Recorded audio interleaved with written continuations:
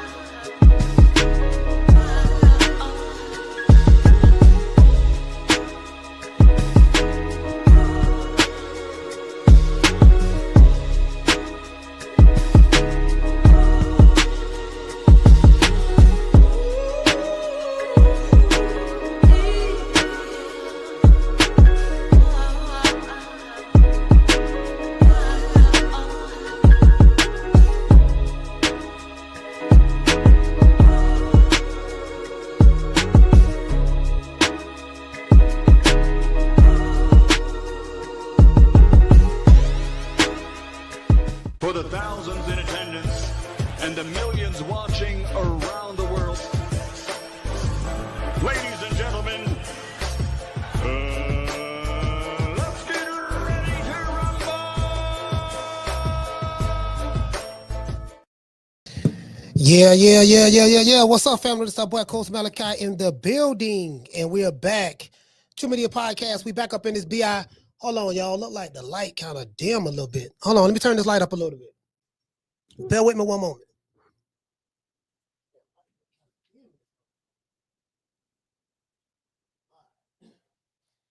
I think that's a little bit better right there. All right, we good. We good now. It's a little dark. Hey, man, shout out to Cooking Research Senior. Hey, Cooking Research Senior, man. Salute to you, fam. I think I saw a message, y'all. Some of y'all left me, so. When y'all leave comments, I do see some of them. I don't see all of them, of course, but when y'all leave comments, I do see some of them. I get alerts. The problem, this is the problem, though. Hold on. Give me a thumbs up if y'all can hear me. See if y'all can hear me.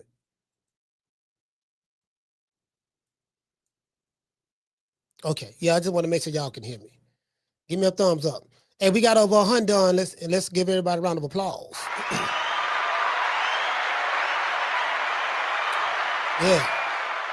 Yeah, today gonna be a good show. Y'all share this show, man. Y'all know me. Shit. And you know what? You dig? The stickiest of the icky. You want to smoke with the old boy Rick James? Yeah, man. Y'all know me, boy. Y'all know me. Lord have mercy. We finna get this party started. Yes to the sir. This is show and shit stank. We finna get it started. Show enough motherfucking is. Shout out to Steve Penn. Steve Penn, what's going on, fam? Yeah, okay. Shout out to Mika. Damn, Steve, I got to make you a moderator over there on the other channel. Shout out to everybody watching on Boxing with Coach Malachi. Shout out to everybody watching on True Media Podcast. Shout out to everybody watching on X. And I got some good news going down. So guess what? Hold on, y'all. Hold on. I got some good news now. Rico from Naptown, what's going on? My main man, Freeway Ricky Ross, hit me up. He say, Coach. I said, what's happening? He say, man, it's a fight card. It's a fight going down. A local promoter is doing. I forgot which city it is. I want to say Tennessee. Is it Tennessee? Yeah, it might be in Memphis. I'm not sure. It's in Tennessee. I don't know if it's in Memphis or if it's in Nashville or one of those. I don't know. Right. But anyway, make a long story short. The promoter, yeah, and y'all know who Anthony Peterson is. That's Lamar Peterson, brother. Anthony Peterson, former boxer. That's my main man. That's my guy too. Out of DC.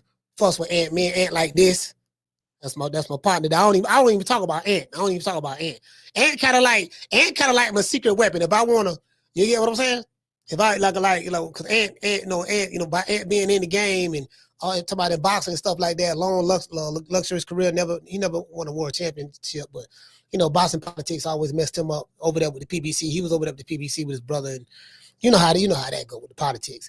But yeah, man. So make a long story short, the brother is, I think the brother is one of the commentators in the fight, Anthony Peterson, and the promoter want me to be the other commentator. True. Facts.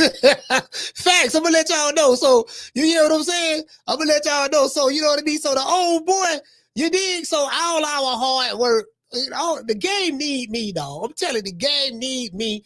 All of our hard work gonna pay off. I'll bullshit aside, dog. I got that phone call last night. True. Last night, I got that phone call. It was a FaceTime too. Just let a nigga call her. Just let me call. Hey, sir, see you. Just let me call one fight. I'm just trying to call. I just want one, dog. Let me call one fight, and then two, and then three. You know what I'm saying? I'm so these goddamn niggas. Hey, shout out to shout out to the Jessica. Yeah, man. So these goddamn niggas, look, man. Y'all need it, man. I'm trying to tell you, man. Hey, what you say? CJ say you can't be laughing after the fight. I get whooped, coach. No. All jokes aside, check it out. You know, I don't clown people for losing. If you lose, you get what I'm saying. It is what it is. The only time because in boxing you're gonna win some, you're gonna lose some. So I wouldn't do them boys like that. The only time I would clown a nigga.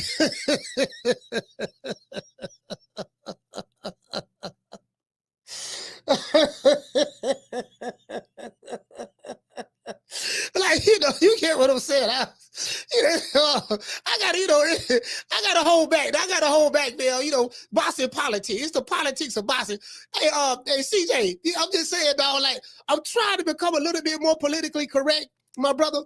I'm trying to, now there are certain circumstances where we will clown them more for, right? It just depends on the individual. It's by individual. It's it's on a case by case basis is what I'm trying to say. You get what I'm saying? You know, so but it's some thing, but hey, let me stop, man. I'm on that good green. I'm on that good green right now. The stickiest of the icky. Yeah. You want to smoke with the old boy Rick James? Yeah, no, I won't do that. But all jokes aside, I won't do that. Dude lose, man. I won't do that. You get what I'm saying? Hey, you know what I mean? I tell him, look, man, keep your head up, man. Don't worry about it. You got one. You know what I mean? You got a loss or whatever the case may be. But what I'm saying is, it's when you call the fight, you gotta call it. You gotta call what you see. See, this is my thing, right? This is the secret to this. When I call a fight, I call it as though you don't have a television in front of you. Like back in the day when my mother and them was growing up, my mother was born in the 40s. They didn't have a television. So anytime there was a fight or whatever, a big fight, or Sugar Ray Robinson fought or Ali, well, I think around that time they had a TV in the 60s. But I call it as though how when everybody crowd back in the day used to crowd around the radio and they listening to the commentator call the fight. They can't see it, but they can hear. They can't see it, but they can hear. You get what I'm saying? The excitement in the person who's calling the fight voice. So the key to that is that's how you got to call it. True. Yeah. That's how you got to call it. You got to call it just like that. Did you get what I'm saying? So that's the key to it. Like the people got to hear the excitement in your voice. And then guess what? What really make you great is if it's a boring fight. See that would show. Listen, that would show if you can call a fight. It's easy to call an exciting fight. Can you call a boring fight? Can you call a fight where both of these niggas is trash and people sitting around the radio listening and you got to make it entertaining? Can you do that? I ain't seen nobody do it yet but me. True. Yeah, I ain't seen nobody do it yet but me. Not like me. But shit be boring. Hey, check this out. Hey, listen. When the shit be boring, you got to know how to, you know what I mean? Shout out to Willie Sumner. He said, exactly, coach. He said, me and Dad listened to the fights on the radio in the 70s and 80s. Yeah, for sure. You get what I'm saying? For sure. Anyway, let's get into the show. He said, Rico, hell no. I'm gonna go to sleep, coach. All right, if you want to go to sleep, you can. Shout out to Jessica. What did you say? He said, I can hear you now, coach. What you mean you can hear me now? Y'all can't hear me? Hold on, let me turn it off. Hold on. Oh, okay. Nah, y'all can hear me. You get what I'm saying? So, anyways, let's get ready. Hey, shout out to Big John. Big John, what's going on, fam? Shout out to Ace. Damn, y'all late. Hold on. What the fuck? Hold on, y'all. I think y'all answering late. Why y'all answering so late? Let me see. He said your audio going in and out. Hold on.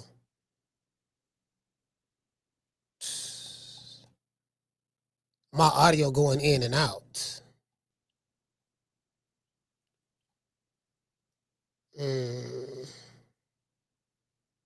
How was mine? Let me read and see. Let me see. Hold on. Y'all bear with me one moment. Let me see. All right, now it look like it's going good. So let me turn that shit off. All right, hold on. Let me see what it sounds like now. All right, okay, y'all say I'm good. Okay. Hold on. Let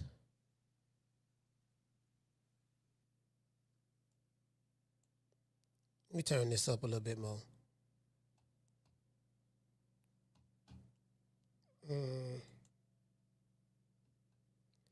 All right, if y'all say I'm good, man. If y'all say I'm good, then we good. All right, anyways. It looked like somebody said something about it was going in and out or whatever.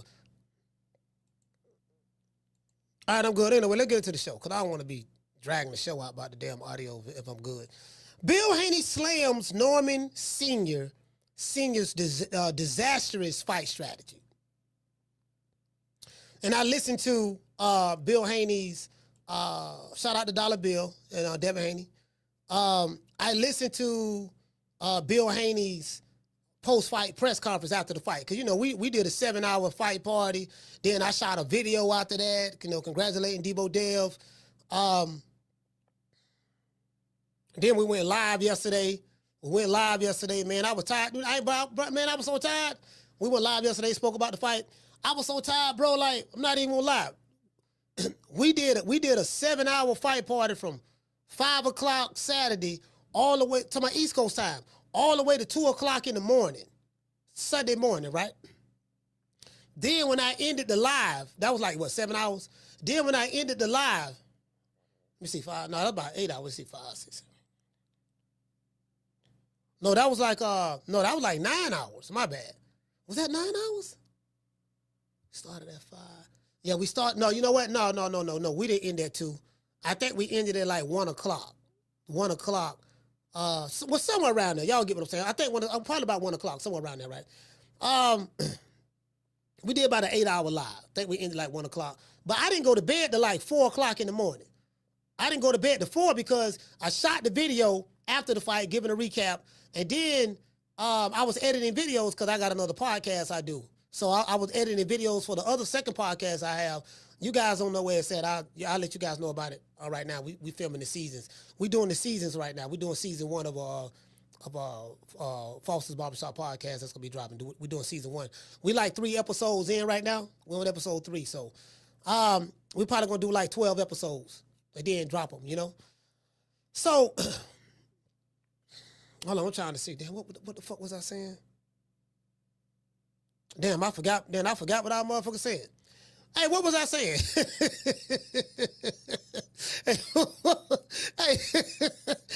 hey, Jessica. Hey, what was I saying? I forgot. I lost my train of thought. This is so embarrassing. Hey, I don't forgot what Hey, hold on. Can anybody tell me what was I saying? Okay, Marlon said about Bill. Okay, but what about Bill though? Okay, yeah. I went to bed at 4 o'clock. I went to bed at 4 o'clock. And so I'm editing videos. We did another podcast. But okay, but I'm saying, what was I saying before that though?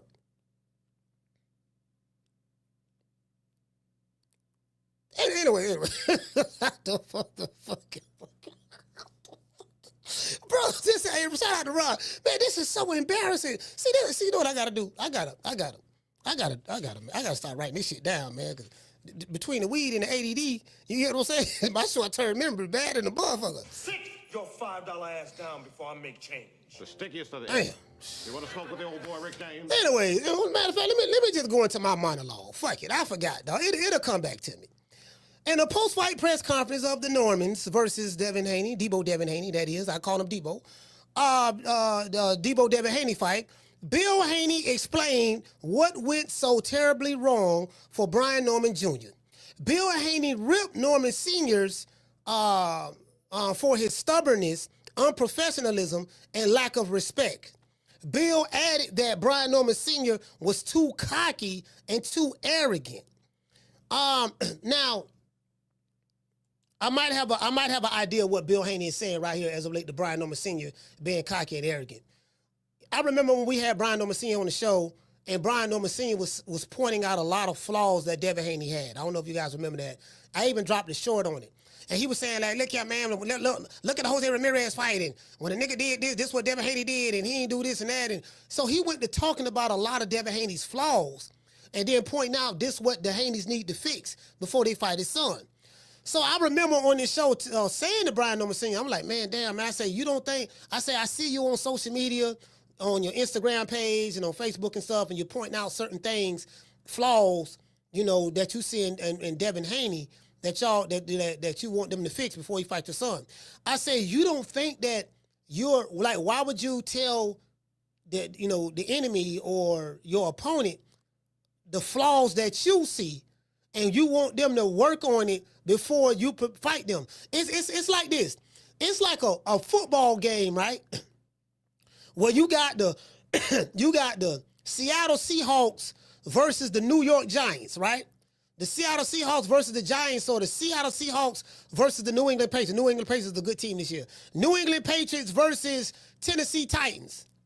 And it's like the coach, Mike Vrabel, of New England Patriots, telling the Tennessee Titans, look here, dog, this what I see in y'all defense that we can exploit.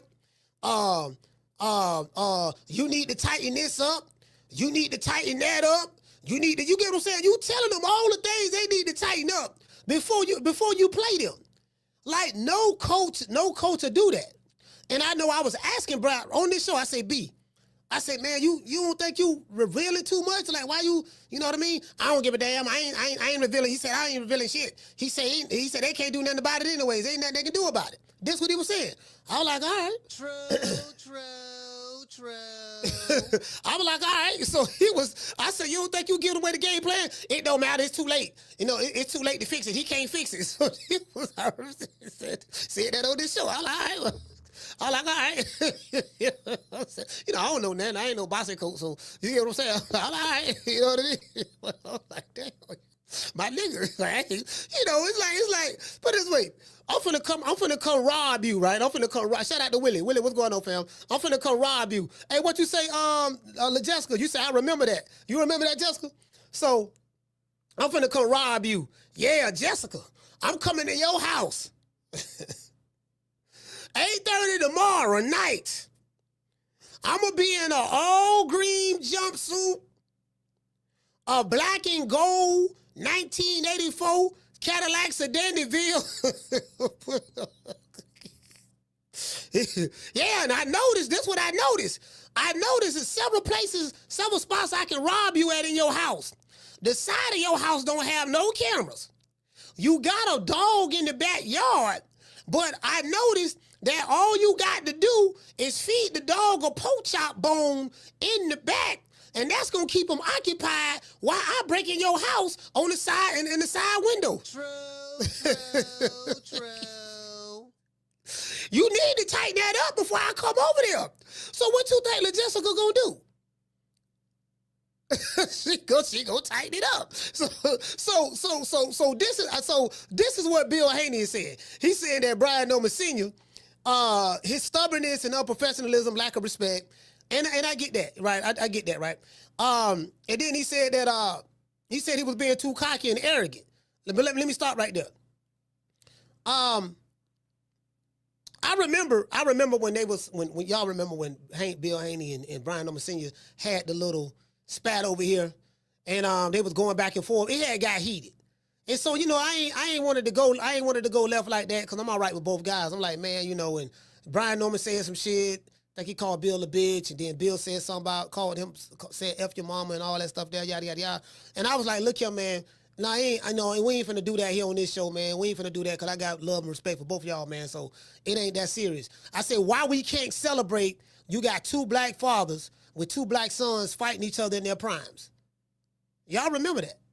Well, I said, why we just can't celebrate that? I'm happy that two black sons, two black men is fighting each other in their primes, getting the bag. Because I'm hearing Norman got $4 million and Dev got $12 million. In this next fight, Devin going to get $14 million as a part of the $36 million deal he got with Turkey Sheik, right? So they was like, man, F that, this, that, yada, yada, yada, F that. It was like friction. And then we went on the Debo Dev and 5 campaign and all that shit there. You get what I'm saying?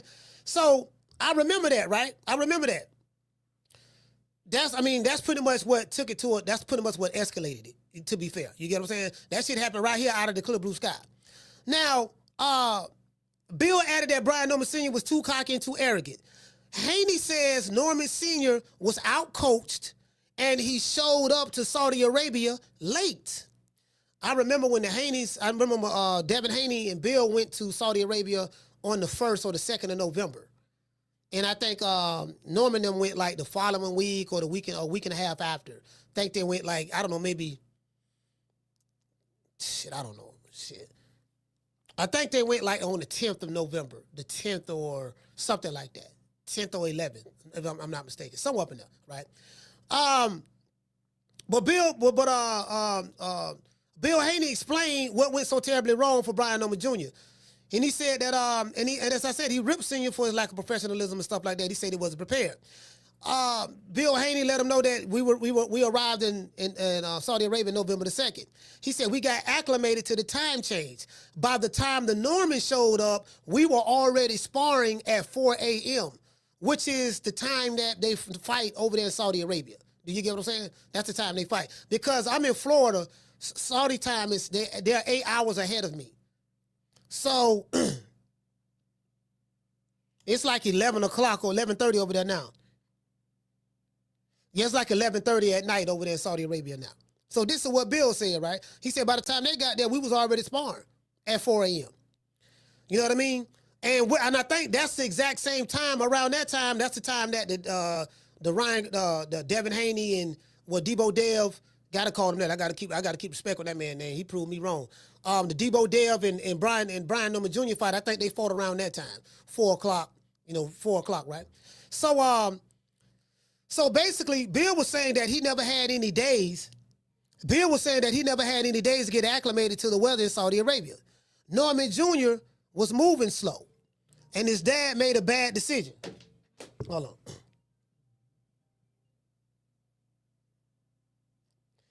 Tim, what's going on with you? Oh, man, just hitting you back, dog. Hey, when you was calling me, I was getting on the plane. Oh, you was getting on the plane? Yeah, I just got back. I had just got back from Dallas. Oh, okay. Yeah, Well, hey, but Dallas, I went out there. Go ahead. No. I'm doing the show right now. You. All right, bet. Yeah. I wanted to talk to you, but would it be a good time to call you back?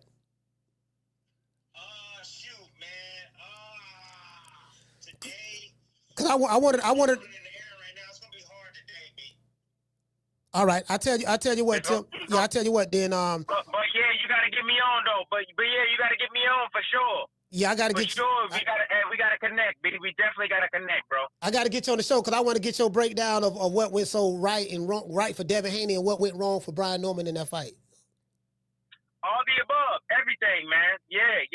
I'm definitely ready to give it to the fans and let them know. You know what I'm saying? And the fans that's out there, they hollering and laughing and all that. Keep laughing, keep hollering. Go ahead, man. I was born and raised for this, man. Bring it. You feel me? Hey, I'm gonna give credit when credit is due, fam. Hey, I'm just gonna let you know right now. Hey, Haney did his thing. Haney did his thing, man. You know what I'm saying? That's just what it is. But yo, I try to get at you tomorrow, man, if that's possible. Okay, yeah, for sure. It's definitely possible, man. I want to get at you before the holidays. All right. All right. All right, Salute me. Shout out to Tim Bradley. See you later, man. Yes, sir.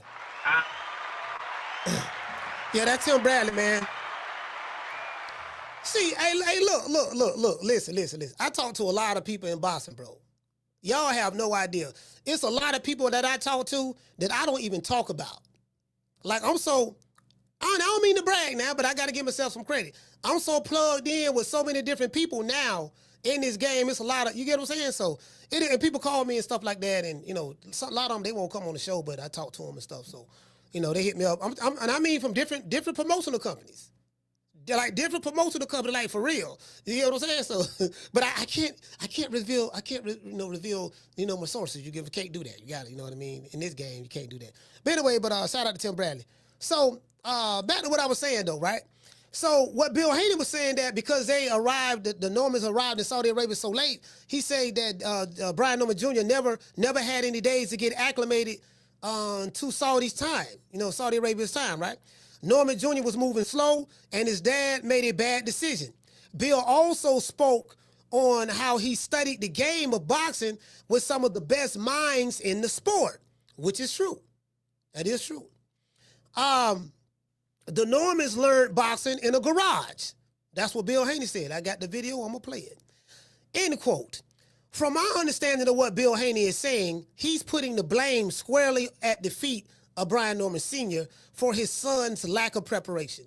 And I think when we watched that fight, one of the things that jumped out at me, and I think all of us agree with it. A lot of the people who picked Devin Haney to win, y'all was right. Whoop de doo. I hope y'all celebrate, have fun. I hope you made $1 million or whatever the case may be. This too shall pass. You was right. Finally. Good. Thank God y'all was finally right about something. Anyways, but other than that, he was just saying that Bill was saying that it's kind of like I kind of get what he's trying to say. He's trying to say that, when I watched the fight, it looked like Brian Norman Jr. was lost. Like, it looked like he was lost. Like, he really did not know what to do. When you see somebody that's standing in front of somebody and he's rushing and just throwing a flurry of punches in the air, just trying to get close, and then they get too close and they clinch and go to tussling, or you know what I mean? Or they had that glossy look in their eyes. It was like he was prepared physically, but it didn't look like he was prepared mentally. Did you get what I'm saying? And I saw that. And I think everybody saw that, especially after the knockdown. Once he got dropped by a guy that everybody know to be pillow-fisted.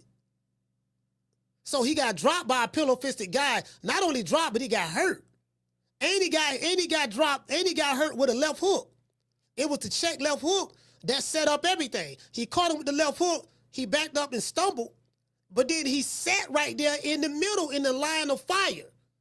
He never moved. He never, all right, I got rocked. Let me circle to the left or let me circle to the right. No, he sat right there, which allowed Devin to throw another left hook that Brian Norman partially blocked and then get hit with a straight right hand with all of Devin's weight at this at 147. And he dropped him and he hurt him. Did you get what I'm saying? So that shocked the hell out of him.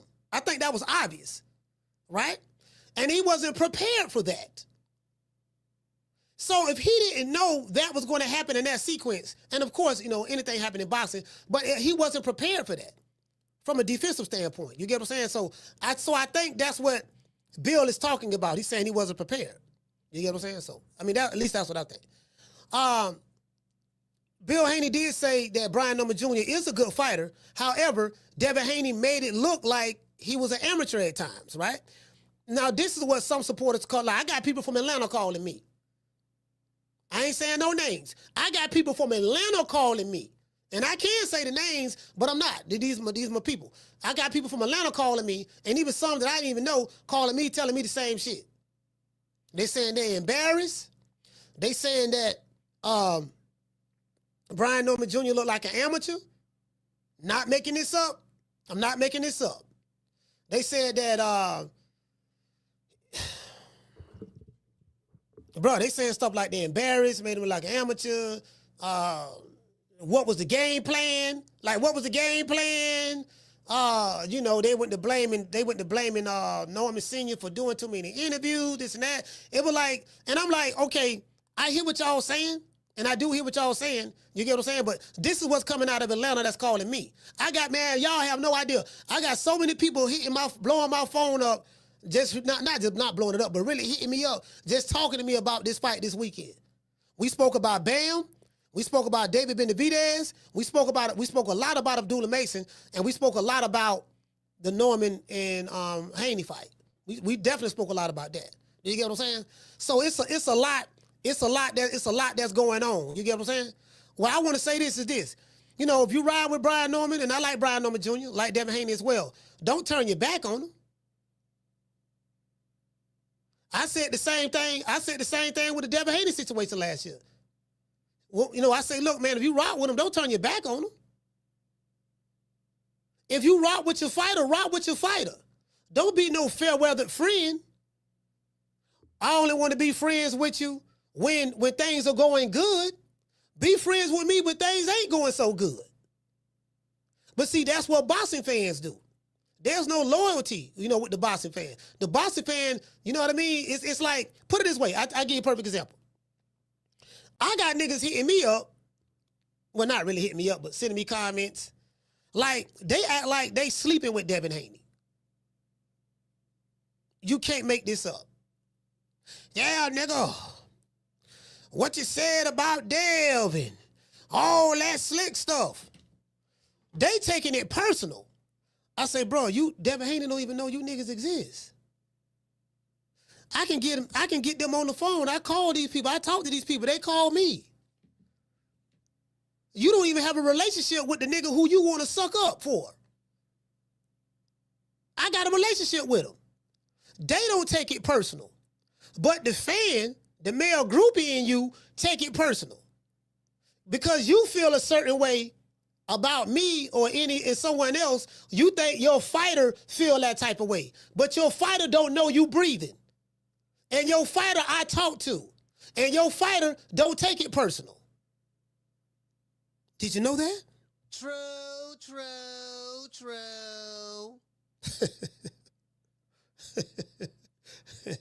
And get what? And listen, last time I checked, we doing good.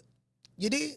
Anyways, Brian Norman Jr. is a good fighter. This is what Bill Haney is saying. However, Devin Haney made him look like an amateur at times. This is what some of the supporters in Atlanta told me yesterday on the phone and today. Spoke to some today as well, right? I still haven't gotten a chance myself. This is what I'm saying myself. I still haven't gotten a chance to watch the fight again. But from what I'm hearing from people who watched the fight, they didn't like the instructions Brian Norman Jr. was receiving in his corner. They spoke about that as well. If you guys know, I didn't, again, I haven't heard it again. And anytime we do fight parties over here, I always have the volume down. Why? Because I don't want to listen to the commentator. If I'm commentating the fight, I don't want to listen to the commentator and try to commentate over what I'm hearing in my ear. Do you get what I'm saying? That's one. And two, like the commentators, sometimes a guy can be losing and they'll act like that guy winning. And then the guy that's winning, they'll try to minimize what the guy that's winning is doing. And so I don't like listening to the commentators, so I don't know what's being said in the corners. I can see the animation, but I don't know what's being said in the corners. You get what I'm saying? So, I don't know what's being said in the corners. So anyway, when I get a chance to watch it again, then I'll listen to the instructions. I'll listen to the instructions of what Bill was saying and Mickey Bay was saying, and then I'll listen to the instructions of what Brian Norman Sr. and his corner was saying. I haven't heard him yet. Now, the question that I have for you guys is this. This is the question that I have for you guys is this, right? And this is as it relates to what Bill Haney said. Does Bill Haney have a point? And the point is, Bill Haney said that he slammed Brian Norman Sr. for his disastrous fight strategy. He said that his son wasn't prepared. He said that he was thoroughly outcoached. And he spoke about how, Devin Haney, when he trains, like when you're on that, I've got to use the word levels, but when you're on the level that Devin Haney is on, do you get what I'm saying? And the type of money that they are making, what I realized he did learn from training with the Zab Judals and the Floyd Mayweathers, that you're gonna spend a lot of money getting the best training possible. So you're gonna spend money on the best strength and conditioning coaches. So you're gonna be a part of the SNAC program. They got a good training program over there with SNAC. You know what I mean? Like, I'm talking about the best sports science. You're gonna get with more experienced trainers and stuff like that. That, you know what I mean? And this is the genius of Bill Haney. And I always told him, I say, dude, you a genius. I told y'all over here, I say, Bill is kind of like the Don King. Devin Haney is kind of like Money Mayweather. Y'all remember that show we did? I said, Bill like that. Like, Bill don't take nothing personal. And that's what I love about Bill. Bill don't take nothing personal. I'm going to give y'all an inside story, something that me and Bill spoke about a while ago, right? Because I was talking to him about the lawsuit with Ryan Garcia. I was like, I will address the super chats. I was like, man, you know what? You know, you got the lawsuit and all that stuff there, right? I said, Bill, let me ask you a question. I learned something from Bill. He said, when do you decide you should sue somebody? Like, what decision goes, what's the thought process that goes through your mind before you decide to sue? You get what I'm saying? Before you decide to sue. He said the only time I sue is if it mess up the money.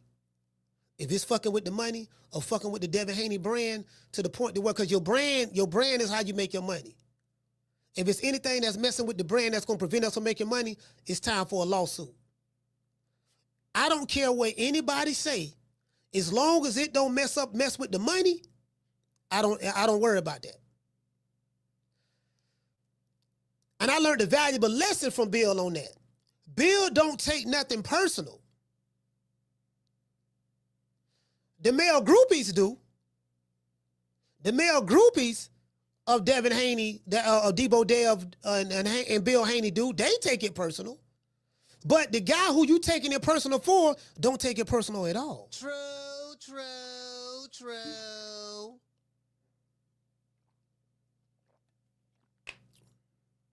Did you get what I'm saying? Like, for real. Don't take it personal at all. The male groupies do. Why, I have no idea. But, you know. Anyways. But the question I have for you guys is this. Does Bill Haney have a point? Who is to blame for Brian Norman Jr.'s lack of preparation for Devin Haney, according to Bill Haney? Let's give everybody in the chat a round of applause, but right now.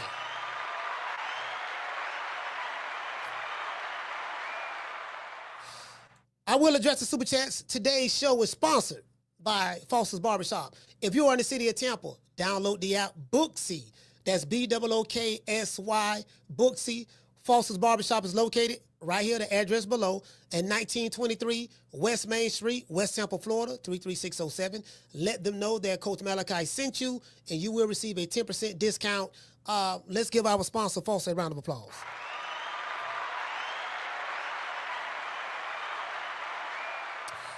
Shout out to everybody. We got almost 700 people here. We have over 500 on YouTube, and we have 61 on X. Shout out to everybody that's watching the show. Before we get into the show, I want to dedicate it to the hood. I want to thank the whole hood who came out here. I love y'all. I did this for the hood. Y'all know I beat that boy. Yeah, man, it is what it is. Master Goku, what's going on, fam? T-Mac over there in the other chat. What's going on? Hollow Davis, Discernment, the lovely Mika Lovin', what's going on, sis? And shout out to Summer in November. Summer, what's going on? It is November, and it's feeling like summer right here in Tampa Bay. True. Shout out to Willie Sumlin. Now, shout out to Freddie, man. Freddie Chapman, what's going on, fam?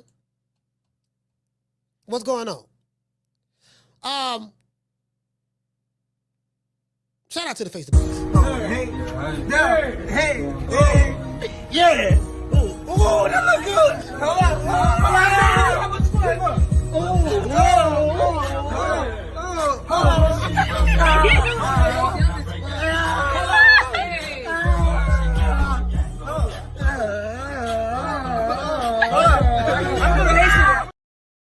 Hey, man, shout out to the Puerto Ricans. I felt like a Puerto Rican in this hair.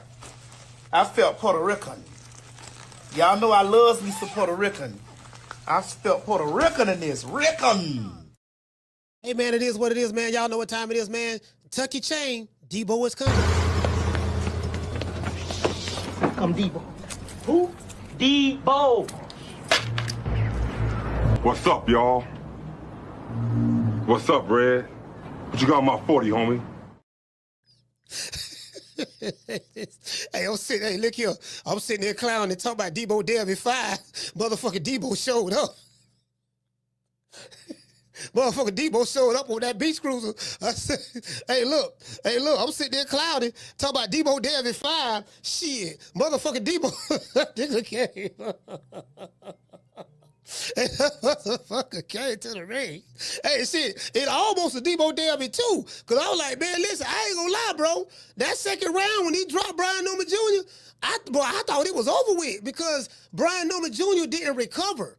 He was hurt for the remainder of that round. But Devin didn't know how to finish him. So I was like, I was like, God damn, nigga, I was shocked. I said, God damn, he dropped him.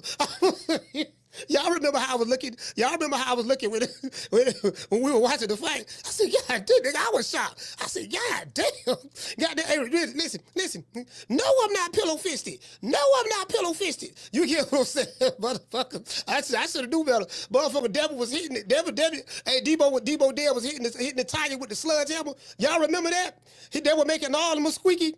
They were making all them squeaky, punchy noises. In the videos, every time Debo Dale hit the heavy bag, squeaky, squeak, they were saying all that shit there, right? That motherfucker got stronger. He got punching power. That motherfucker got... That motherfucker got stronger. Shit. This motherfucker punching. Shit, nigga Debo Dale shit. You get what I'm saying? Shit, motherfucker punching. Anyway. Yeah, man. Hey, I ain't like that. Hey, I was like, yeah, what them niggas said about me, dog. Hey, bless. Yeah, what them niggas said about me, dog. They said I'm chinny. Check. They say I got pillow for fists. Check. They say I'm gun shy. Check. They say Ryan Garcia snatched my heart. Check. They said I was doing the running man in my last fight. Check. They said that, right? He had a list of shit. Yeah, nigga said. They said I was going through whole problems. Check. They said that I'm falling in love with strippers. Check.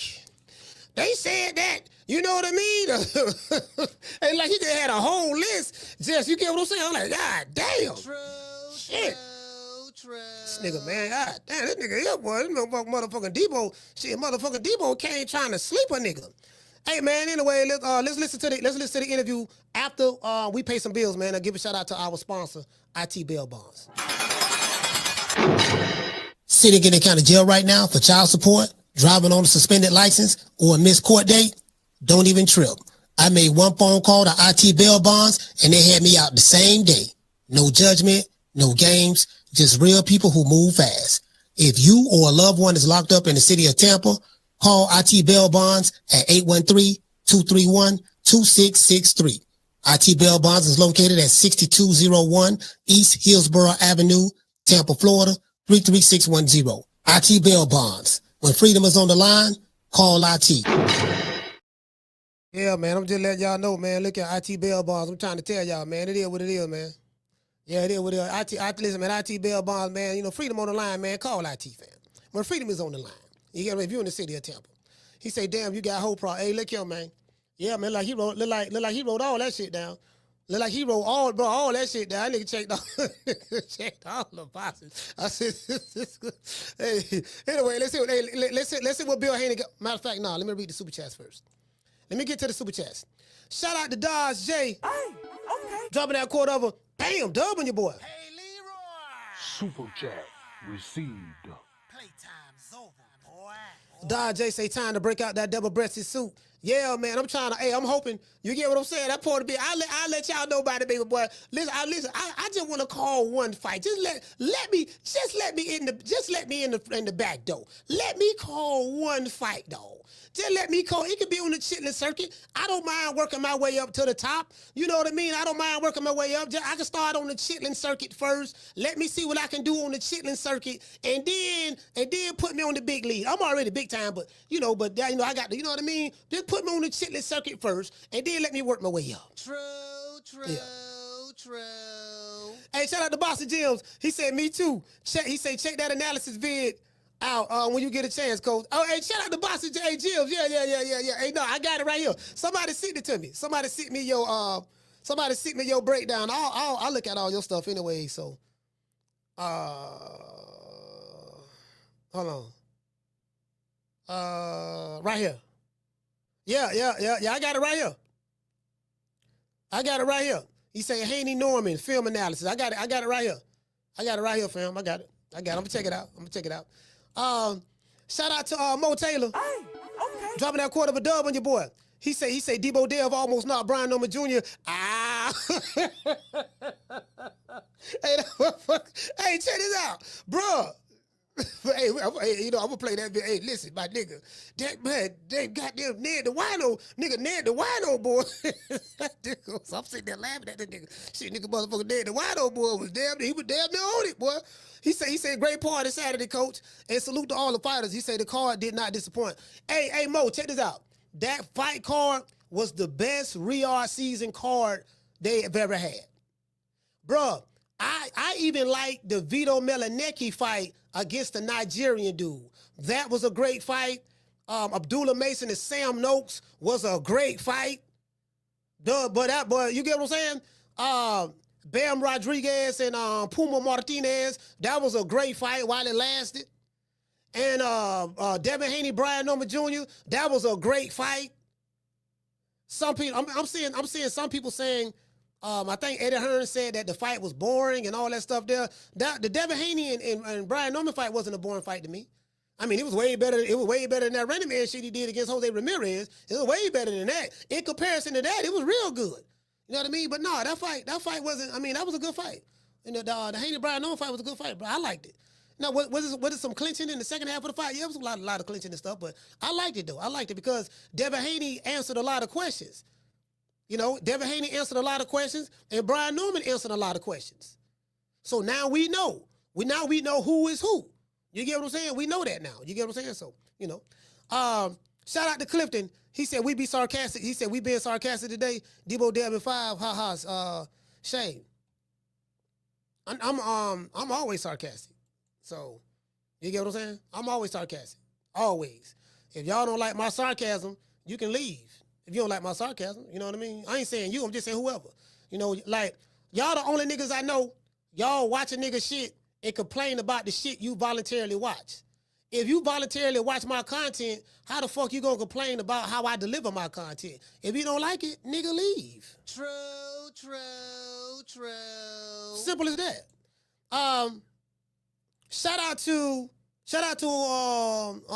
Omar. Hey, okay. Dropping that quarter of a bam hundo on your boy. Hey, Leroy. Super chat received. Playtime's over, boy.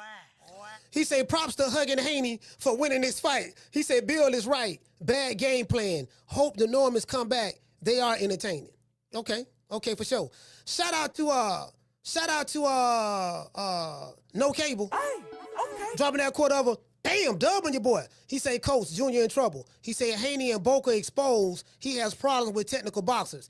His dad, after he came back in the corner, said, God damn, after the third round. I didn't hear it, but I gotta go back and listen to it. I didn't hear what Neither Side was saying. Shout out to Tony Montana Hey, okay. for dropping that quarter of a bam dub on your boy. Hey, Leroy. Super chat received. Playtime's over, boy. He said Junior, you say Junior good, he needs some different trainers. Senior didn't have a plan B. Okay. I've been hearing that too. Shout out to Jalen. Hey, okay. Dropping that quarter of a bam dub on your boy. Hey, Leroy. Super chat received. Playtime's over, boy. He say, like Greg Hackett said, he say Senior was talking about Haney power and forgot Haney is still a man at the end of the day, punching at a world class. He say punching at a world class is a little different. I get you trying to say punching at a world class level is a little different. Yeah. I see what you're saying. Shout out to No Cable TV. Hey, okay. Dropping that $2 super chat. He said, I bet Tank ain't fighting Debo at 147. Nah, Tank ain't moving up to 147. You know what? I don't even know when Tank is coming back or whatever. You know what I mean? So I know he kind of upset that he lost that opportunity to fight Jake Paul for them 40 M's, but it is what it is. Shout out to Maliko. Hey, okay. Dropping that half for bam hundo on your boy. He said, why is David Benavidez and Bam Rodriguez snack stronger than Mario Barrios and Devin Haney snack? He said people never talk about Virgil Ortiz snack either. Hey, now you know what? I'm gonna tell you why. Aliko, that's a good analysis. The reason why people don't talk about David Benavidez being on Snack, Ben Rodriguez, Virgil Ortiz, Mario Barrios, it's because those are fighters that they don't really care too much about, that they like. Or the fighters that they hate that are on Snack, they try to make Snack seem like it's something nefarious when it comes to Terrence Crawford and Devin Haney.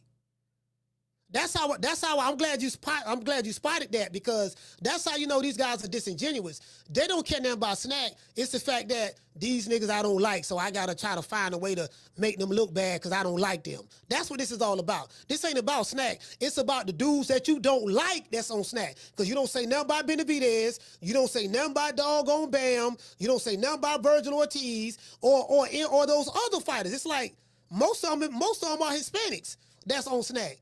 You know, Caleb Plant, I think Demetrius Andrade. You don't say nothing about none of those guys, but the guys you don't like, that's good, that's winning, you know what I mean? That's who they focus on, and that's just the reality of the situation. True.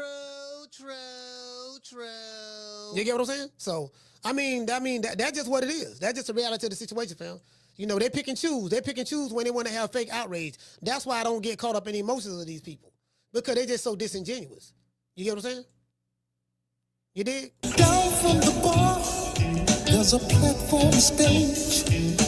People pimping, sharp as razor blades. All right, y'all, we finna go listen to this interview that Bill Haney said, then I'm gonna drop the phone lines. So when I drop the phone lines, y'all call the show. But wait a minute, I ain't dropped them yet, so I'll let y'all know. Let me know if y'all agree with what Bill is saying. Do you agree with what Bill is saying, or let's go? Professors in the game and learned this craft. They've learned it, unfortunately, in a garage. Hold on. But honestly, though, and wait. Let me turn it up for y'all.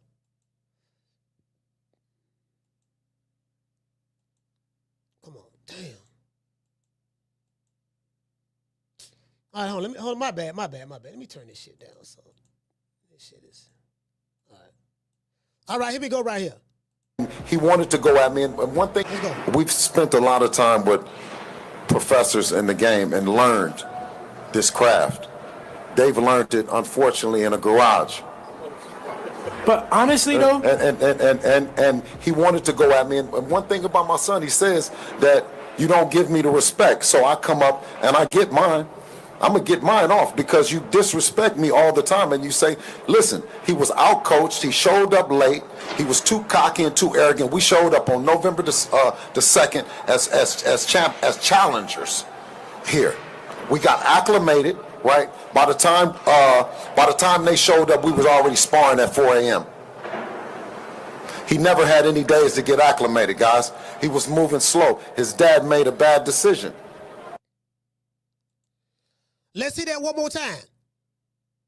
Shout out the famous girl. Let's see that one more time. Then I'm gonna drop the phone lines. And the question is Bill Haney right? Bill Haney slams Brian Norman Sr. for having a disastrous fight strategy, right? But what Bill Haney is saying, because that's what this show is based on, what Bill Haney is saying, is he right? Based on your opinion, based on what you're hearing. Let's hear it one more time. Shout out to my sister Nay and Bless. We've spent a lot of time with professors in the game and learned this craft. They've learned it, unfortunately, in a garage. But honestly, though, and he wanted to go at me, and one thing about my son, he says that you don't give me the respect, so I come up and I get mine. I'm going to get mine off because you disrespect me all the time. And you say, listen, he was outcoached. He showed up late. He was too cocky and too arrogant. We showed up on November the 2nd as challengers here.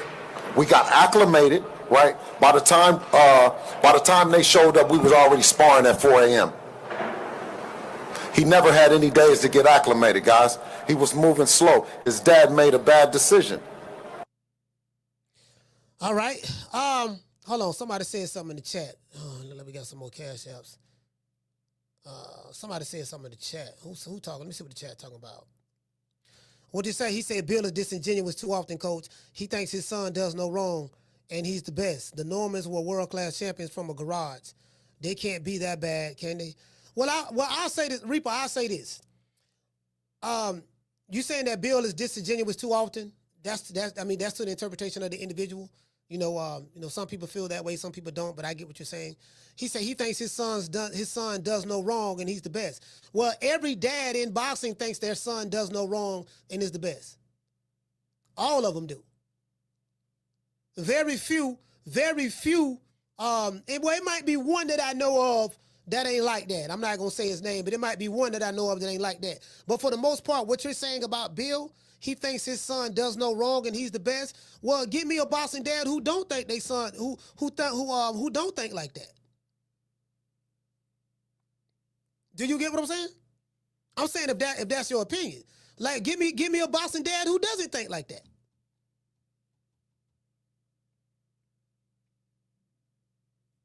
You get what I'm saying? So, we get ready to drop these phone lines, man. 530-494-9636. Phone lines. Where is it? My bad, y'all. I'm trying to find it so I can drop it. Man, is it the where the fuck the phone line thing? Phone lines open. You want to talk some shit? Call me. Start some shit, bitch. Sup, fool? You gonna talk shit about me, homie? Where you from? Hundreds of niggas is waiting for your motherfucking call, and they all talking shit about you right now. Call the coach at 530-494-9636. We waiting on your bitch ass. Question of the day is Bill Haney right that the reason why Brian Norman Jr. lost is Brian Norman Sr.'s fault because he thoroughly got out coached and he wasn't prepared? That's the question.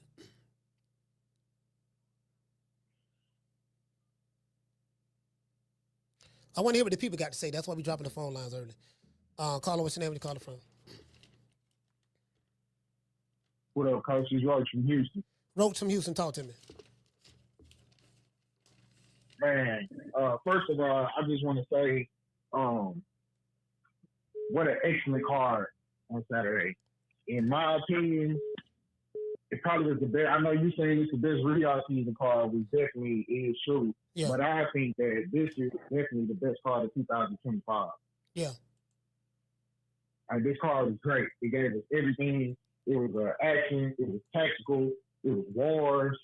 You know what I'm saying? We got stoppages. Like 10 out of 10 for sure. Mm-hmm. You know what I'm saying?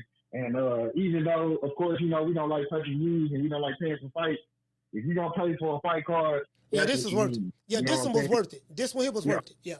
I paid for it. Yeah. So this has me looking forward to the card that we getting on December 6th. You know what I mean? Mm-hmm. It's like 3 championship fights, I think, on that card as well. You know what I'm saying? So December 6th? Hopefully PBC huh? Oh, that's the Lamont Roach and Lamont Pitbull Cruz fight. Yeah. Yes, sir. I will be in the building for that one. Yeah, that fight's selling pretty good. I heard the tickets are selling pretty good for that fight. That's what I heard. Yeah. So I would definitely be in the building for that one. But back to Saturday. Really, I want to talk about this Brian Norman and Devin Haney fight because I feel like there's a lot of narratives, and I don't want to sound too long, but I feel like it's a lot of people in boxing, not only fans, but media and everybody. Like, it's too many people that's narrative based, and they don't go off of what we're watching and what is happening. You know what I'm saying? Because even when you look at, okay, Devin Haney just whooped Brian Norman, right? Yeah. Now what is it turning into? Oh, sure, Brian Norman, look who he was fighting. Look at his resume. We already knew it was going to happen and this and that and all that. Like, bro, can we please stop doing this, bro? Brian Norman was a good champion. Yep. He's a young, strong fighter, a motherfucking murderer, basically. Yeah. You know what I'm saying? Right. And he came in there and got spanked by world-class talent, bro. Devin Haney is already a Hall of Famer, bro. Yeah. And niggas can act like they don't like it, or I'm pretty sure people don't like that, or people might disagree, but like Devin Haney is already a Hall of Famer. Nah, this right. Listen. For him being a 3-division world champion, undisputed in one of those divisions, and he pretty much handicapped the best guy at 140, and then the biggest threat at 147. he pretty much out-bullied him in the ring, dropped him, and he pretty much spanked him for the most part. And so you can't 3-division world champion at his age, former undisputed champ, and how he was able to. And then Brian, the reason why you can't take that from Brian Number Jr. because Brian Number Jr., even though that he wasn't fighting that well, but he went on a run where he was knocking people out. So he didn't look good against the Quentin Randall fight. And a lot of the information that I received on Brian Number Jr. for a long time ago was you got to look at a lot of the fights he had on Showbox. He used to always rush in there, and I know for a fact that Top Rank didn't really think much of him. They didn't think much of him. They put him in the Cuevas fight, not the Cuevas, but they put him in the Centillion fight. He was supposed to lose and get knocked out. That was their way of washing their hands with him because they didn't really believe in him like that. But he did the impossible. The improbable, impossible, whatever, and he stopped. He knocked out Centillion. He knocked him out. Yep. So everybody was like, "Oh, wait a minute, he did that to that man in his backyard," because that was the we finna wash our hands with you fight, right? But he won. Then right after that, he fought Cuevas. He stopped him. He won that one. Then then he went to Japan and he got knockout of the decade. Knockout of the year with Jin Sasaki. So he worked his way back up. He became a very fearsome man at 147. So you can't turn around and say the man trash, because if we say he trash, then what does that says about Devin Haney? So now you're saying Devin Haney only fights bums and trash. Now you got trying to diminish Devin Haney. That's why I don't like diminishing the opponent that the fighter fights, because if you diminish one, you diminish the other. Right. Yeah. Right. I agree 100%. And I just want to say this one last thing before I get out of here, Coach. For the people that try to turn it into, so Haney is whooping Norman, right? Now all of a sudden, after the fight, people try to turn it into, oh man, Devin Haney is boring. Look what he started doing. He started holding and all that. Bro, that's what I mean by it just seems like so many people are narrative based, bro. And the way that society is kind of turning into group things, I'm not even gonna lie to you. To me, it scares the fuck out of me, bro. Like, I think a lot of people just need to sit down and go read 1984 by George Orwell and just kind of take a deep breath. You know what I'm saying? I got that book. I got it over there. I got it over there on my bookshelf. Yeah. You feel me? So like, I just think, bro, people need to stop fucking trying to get everybody to think like each other and just kind of like look at things and think for things for themselves. And I think that a lot of these narratives will start dying and people will really start seeing like what's going down. Stop like discrediting these fighters, bro. Cause I mean, bro, we getting some good fights. People are putting on some all-time performances. You know what I'm saying? Like, let's appreciate what we're looking at, bro. But appreciate you taking my time, man. Absolute, fam. That's just the game. That's just the game. That's just how it goes. You get what I'm saying? Like with me, like I told y'all, I have so much fun with this boxing shit now because I'm not emotionally invested in it. I'm not emotionally invested in boxing like that. So, I don't get caught up in I don't get caught up in the emotions of other men. You get what I'm saying? So, Carla, hold on. However you may feel about a fighter or a boxing dad or whatever, or however I may feel about a fighter or a boxing dad, you should never get caught up in the emotions of another man. Never do that. How you feel is subjective to you, right? This shit, I don't take none of this shit personal. The people who I have relationships with in boxing, we got really good relationships, solid. Do you get what I'm saying? And it's all business at the end of the day. And this shit is entertainment. You get what I'm saying? At the end of the day, that's what it is. So.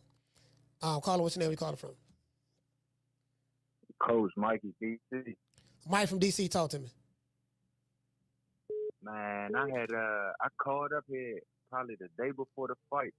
And I was like, man, I don't know why this nigga Haney looked so confident. And I had ended up putting my money on Norman. I put my money on Norman more so because I thought Haney was damaged. Then I just thought Norman was a hell of a fighter. You know what I'm saying? Yeah. And the thing with what's going on right now, everybody, we gotta be grateful and thankful. Man, fuck that, bro. The nigga daddy was talking crazy. His son went out there and looked like he ain't belong, man. That's just the truth.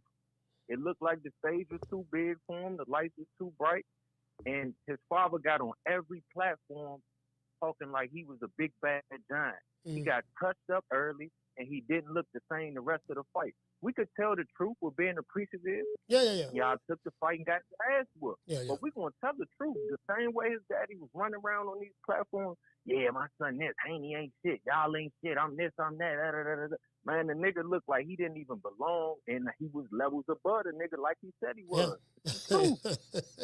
Yeah. So I'm just tired of the whole, oh, don't throw Norman away. And I ain't saying I'm throwing him away. I hope he do rebound. I like his personality and all that. But he didn't look like a good fighter, man. That's just the truth. And I don't know if it's because Haney was that much better than him and made him look like that, or maybe I don't know what happened, but he didn't look like nothing his daddy advertised to us, man. And that's the truth. All right, salute, fam. Thank you for calling the show, fam. Mike DC. No, I think Haney was just that much better. Haney was just that much better. Y'all know how we do it over here. I'm not gonna take no credit for no fighter. See, this is the thing, right? Carla, hold on. This is what separate me from the rest of the pack. Whether I like a fighter or don't like a fighter, I'm not gonna take credit from them. In this case, I like both fighters, right? But I'm not gonna take credit from them. But I'm going to be honest, and I'm going to be objective. I'm going to always be objective. And objectivity cares nothing about your emotions, right? Devin Haney was just a better fighter. As simple as that. He was just a better fighter. And Brian Norman Jr. can bounce back. I believe he can bounce back. It's some changes he got to make. Because in order for him to go to that next echelon, he got to start doing next echelon type shit. That's something that they are going to have to work out as a team.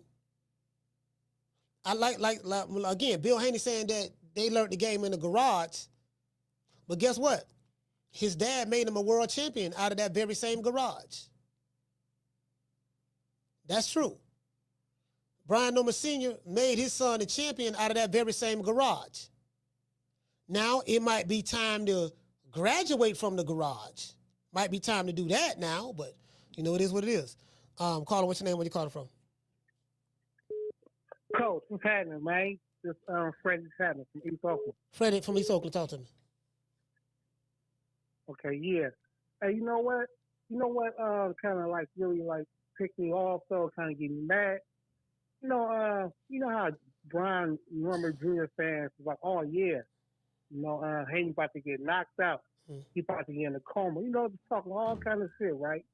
So when Brian Norman lost, it's like want to turn it back on the man. You feel me? Like, come on, man, that's that fake ass. That's that fake shit. You feel me? Because man, come on, man, you supposed to ride with the man if you won or lost. You feel me? Brian Norman, he tried his best, man. Matter of fact, he threw more punches than Haney in that fight. Yeah, he did. A lot more. He did. I think Haney outlanded him by like what, 20 punches or something of that sort? It was close. Yeah, I mean, I don't know the exact box. Stat. Yeah, I don't know the exact number, but it was close. He threw more punches. Haney landed more punches, but it wasn't by a lot. So that's according to CompuBox. But from what I saw, man, I think Norman probably won like one round. Just being honest, I'm just from what I saw. Yeah. But like I was saying, though, man, remember I was like, man, I really don't care who wins this fight. You feel me? Because I know this boxing shit hard, man. I used to fight, man, especially at that level. You feel me? And like the best man won. Like man, this shit is hard. That boxing hustle ain't easy, especially at that level. You know what I mean? He tried. The man was throwing some try. He was trying to catch Haney. He was trying to throw a sneaky 1-2. I saw it. He was like trying to step to the side, like, you feel me? But Haney's reflex was like on point though. He was slipping a lot of punches. And I was surprised though, man. I mean, congratulations, Haney, for the win. Brian Newman, he gonna bounce back. You feel me? How you say that shit? It's a minor setback for a major comeback. You feel me? So if they listening, man, Brian, keep it up, man. You know, because you got nothing but world class talent. So just keep on doing what you're doing, Brian. But all right, though, Coach, man, you stay up, dog pound. All right, shout out to Fred from Oakland. Yeah, I mean, he only has one loss. Dog, you lost to a hell of a nigga. You lost to Devin the Dream Haney. You lost to a pound for pound talent. You lost to a generational talent in Devin Haney.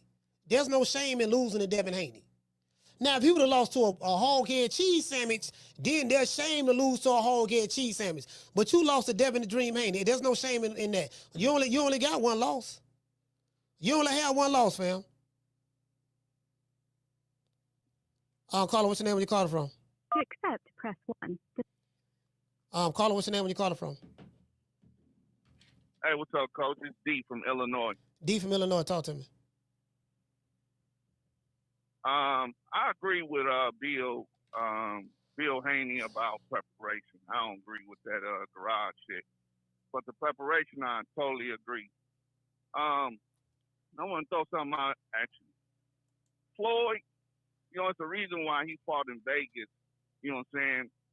We know he was the A-side. He was promoting the fights and this, that, and the third. But there's a 2-hour difference when you're in Vegas than in other places.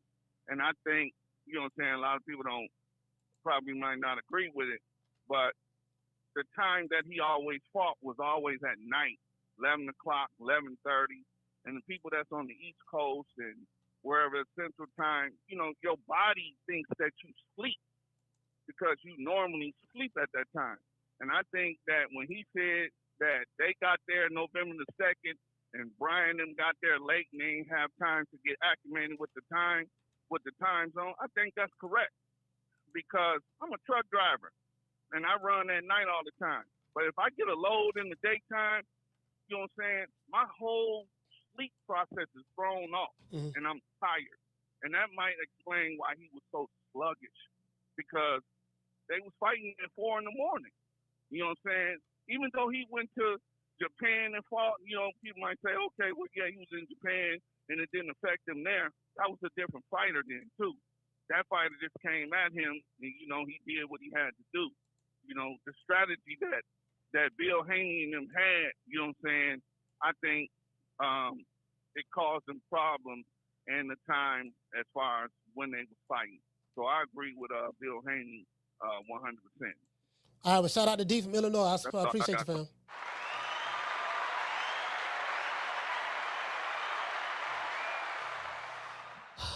Hold on. We got another call. Hold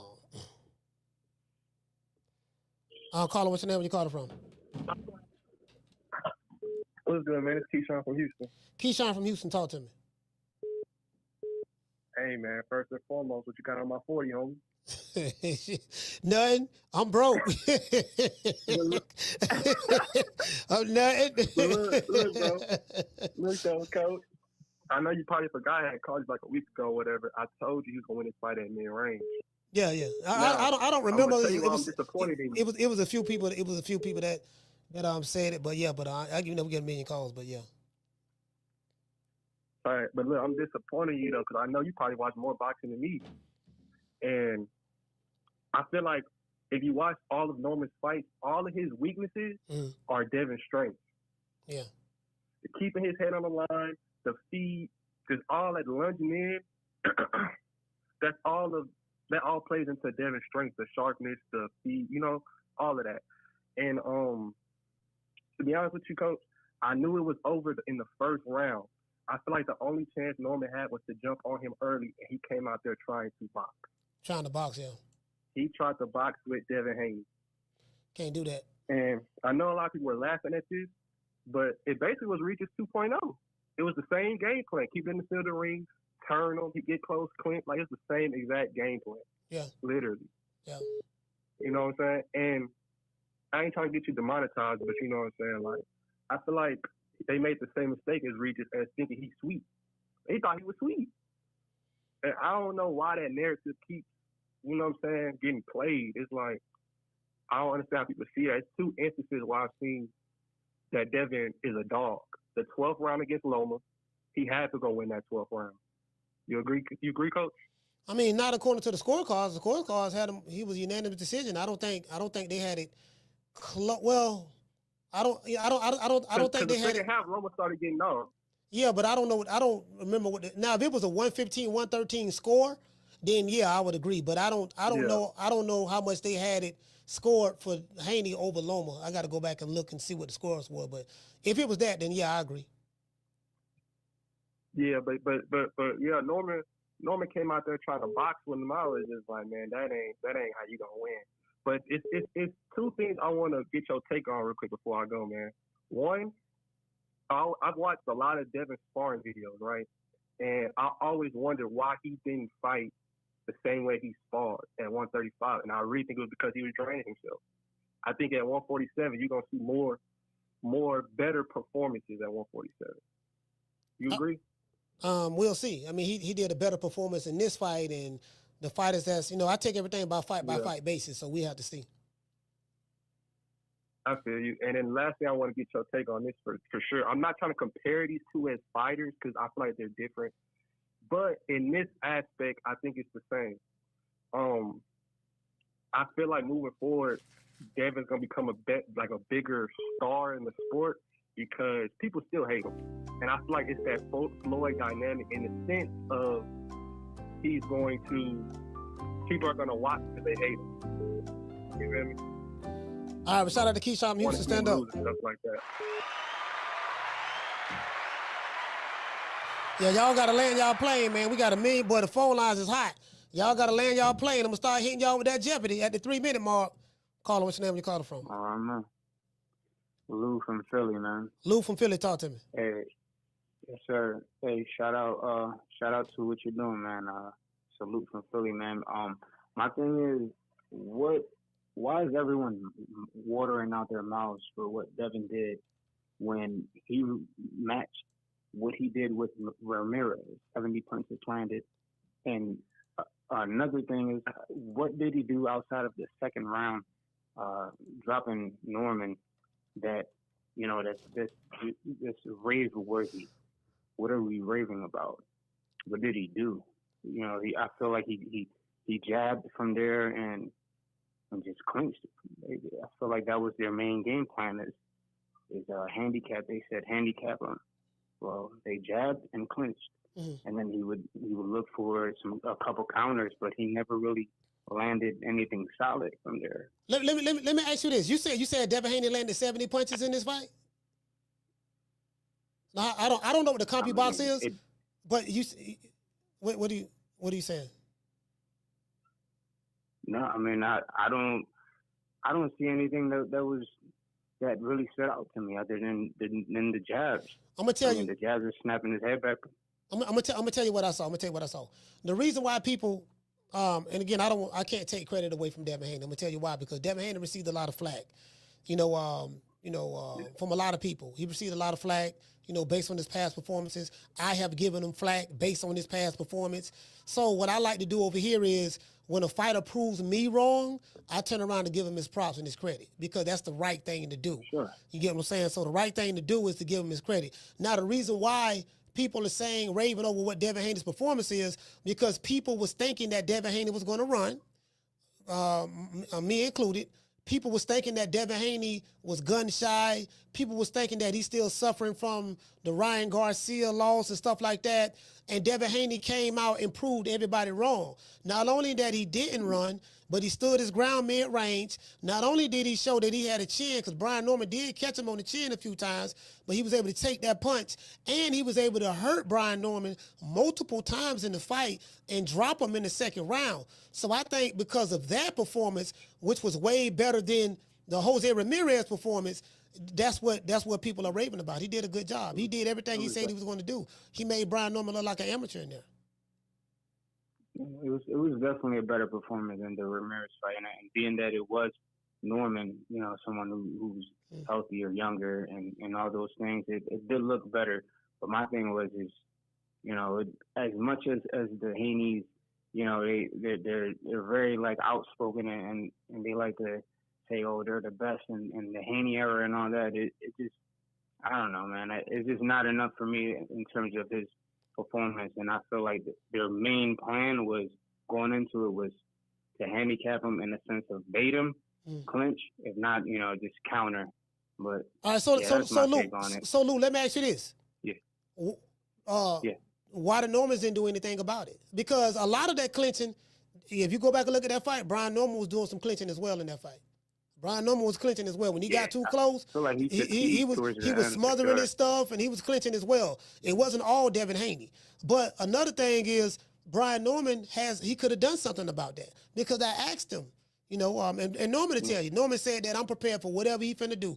They interviewed him. Mike Carpenter interviewed, not Mike Carpenter, but Chris Mannix and all that stuff there. They said, are you prepared if Devin Haney starts to run? He said, I'm going to be ready for whatever he brings to the table. He said, well, Devin Haney likes to clinch and hold on. He said, I'm going to be ready for the clinch. He ain't going to be able to clinch me. He ain't going to be able to do none of that.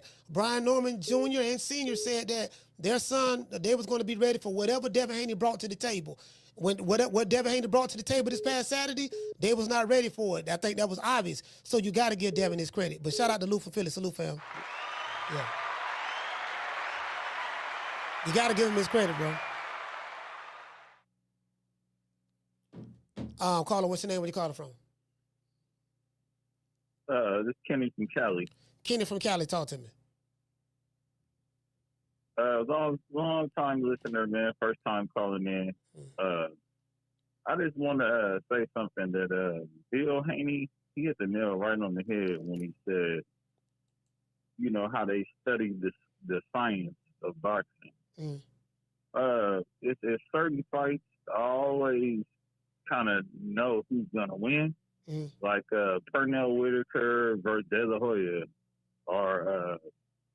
or even Crawford versus Canelo.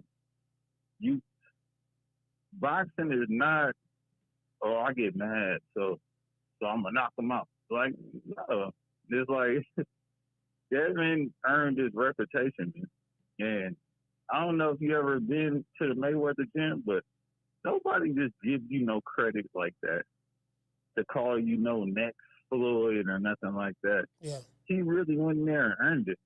You know what I'm saying? As somebody that been in there, you just don't get no respect like that. You had to be in some wars. So the dude is not soft at all. Oh, you know what? Yeah, I'm glad. Hold on. I'm glad you said that because I need to pick somebody said that. He said that why are people so impressed about Devin Haney's performance? And you say people think Devin Haney is soft. And this is the reason why.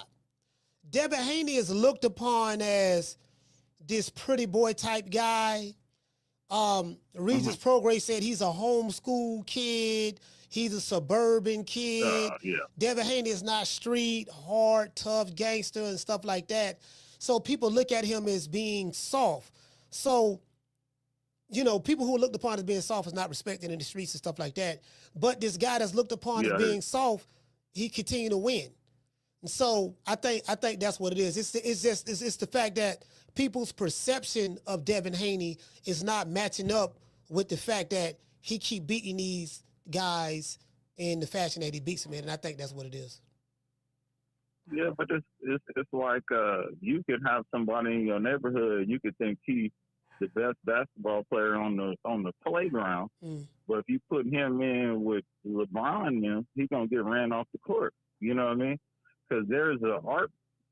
It's an art form to this. It's not.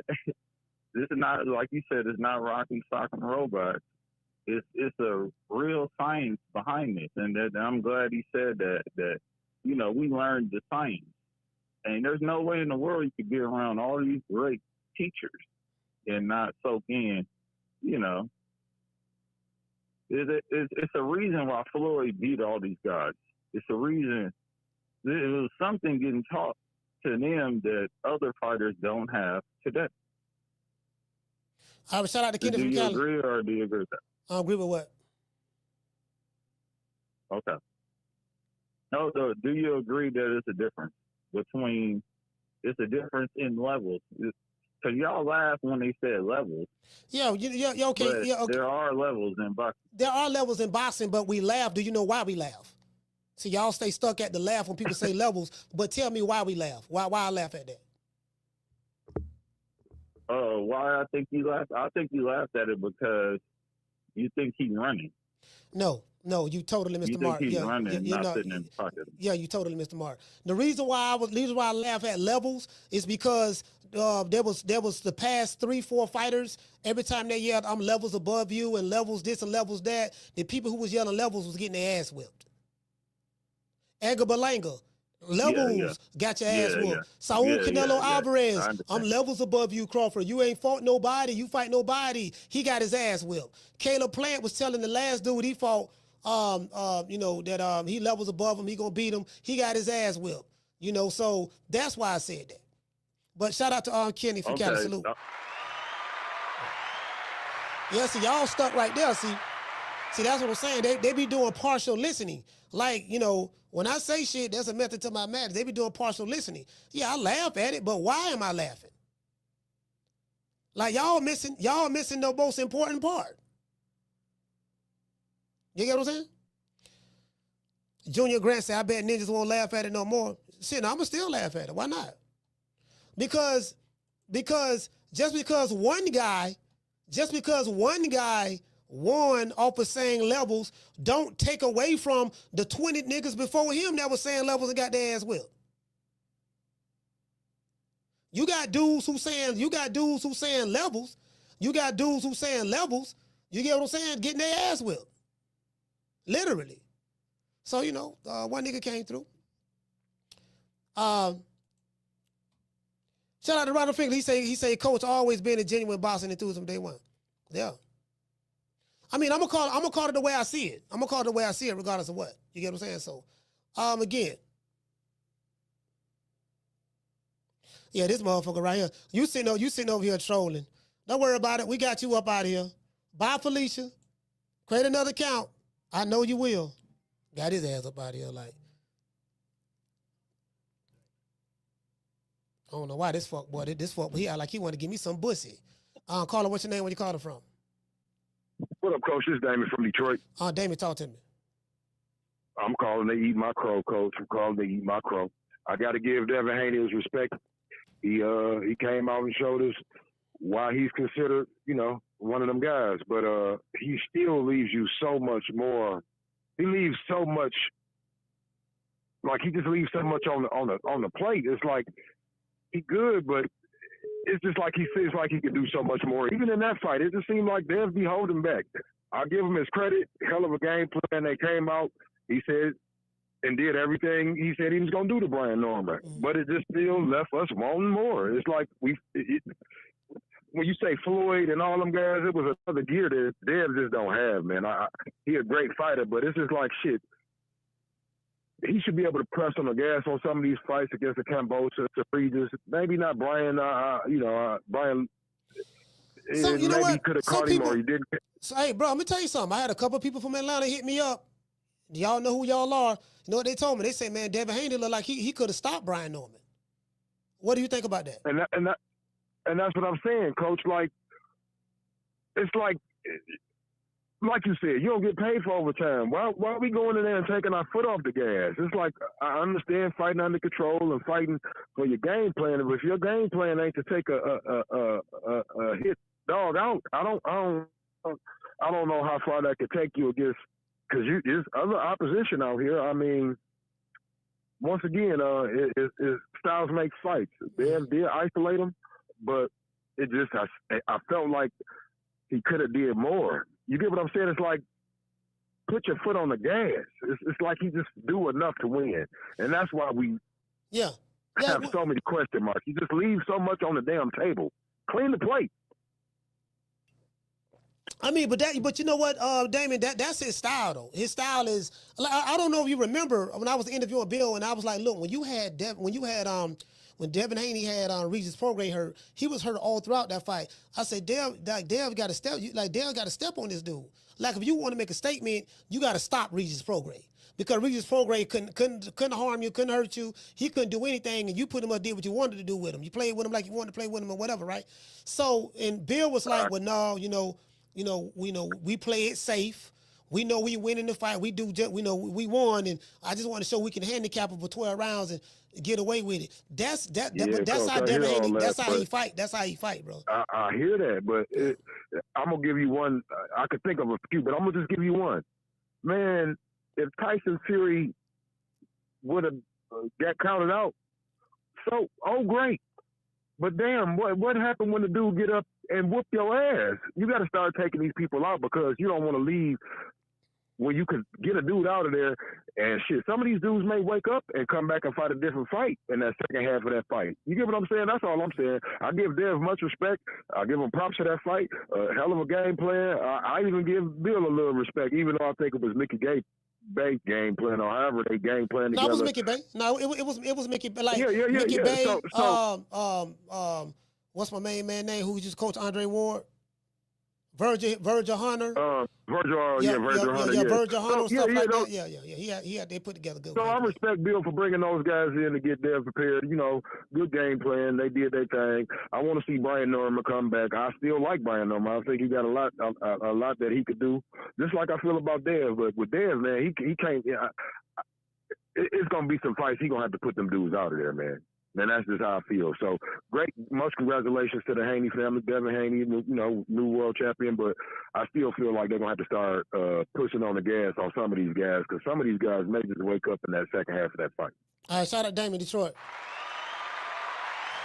I mean, that's his style, though. Devin Haney. Devin Haney is a defensive fighter, safety first fighter. Once he know he's winning the fight and controlling the fight, he that's what he does. He's built for 12 rounds. Like whoever fights Devin Haney, you got to fight him. You're not going to outbox Devin Haney. I don't think nobody can outbox Devin Haney. You get what I'm saying? You're going to have to fight him. You know what I mean? Like a lot of those guys, like how Miguel Cotto fought Floyd Mayweather.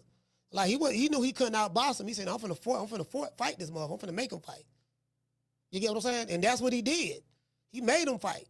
You get what I'm saying? So, you can't box with Devin Haney. You're not gonna do that. His footwork too good, reflexes too good, ring IQ.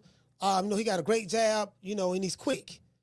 You get what I'm saying? It's certain tools and tangibles that you're going to need in order if you want to box with him. You got to be somebody like a Richardson Hitchens or maybe even Shakur Stevens, somebody who's an elite boxer as well. It's going to take another elite boxer. If you're not an elite boxer, you can't box that guy. That's just that simple. Caller, what's your name? Where you calling from? Jamie from New York. Jamie, talk to me. Sir, I'm not sure if Brian Norman Sr., got out coach out there, but I really don't know, and I also don't know much about acclimating.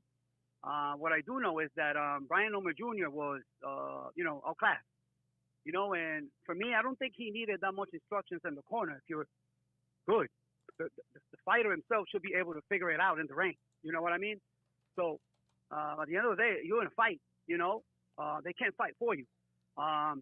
He seriously did look like an amateur. I was thinking about it after the fight. They made it look easy. He was able to do whatever he wanted in the fight, really. He was in control the whole time. It also seemed to me that, their plan was to just come and knock him out. After that knockdown, it seems like there was no plan B.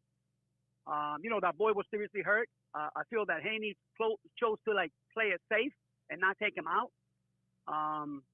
But, yeah, man, after that guy got hurt, man, and he was, disconnected from the fight, man. It looked, he looked lost out there. I think Haney took his heart by being so much better than him. I don't know if they were expecting that, being that he was moving up and everything. I don't know. His reputation of being chinny and shit and pillow-fisted, man, he showed the opposite. Nothing with Norman with Norman Jr. Whatever he tried, it didn't work. His footwork was horrible. Ring IQ wasn't really there. I don't know if he was hurt after the second round. The whole fight, it's just that he was never in it. Norman got close. Whenever Norman got close to Haney, man, he couldn't find the target. It was always like he was he was out of precision or his distance was always wrong. You know, he just couldn't find the target, coach. But I want to ask you this. I was thinking about this, and I heard I think it was you mentioned it, Showbiz mentioned it, and Tim Bradley. I also feel that all that shit that this guy went through, Haney, you know, in his private, inside the ring and outside the ring, with his private life and everybody ridiculing him and making fun of him, me included. I think he became much better at this weight class, Coach. How do you feel about that? Yeah, I feel that way. Yeah, bro. Everything, man. Like, he's like I gotta give him a strong A+, you know, from 1 to 10. Another thing, Coach, that win Saturday was a great fucking win. Do you think he's got a good resume to make it to the Hall of Fame? Yeah, I do. Right now? Yeah, I think so. All right. That's my goal. Yes, sir. All right, salute, fam. Shout out to James from New York.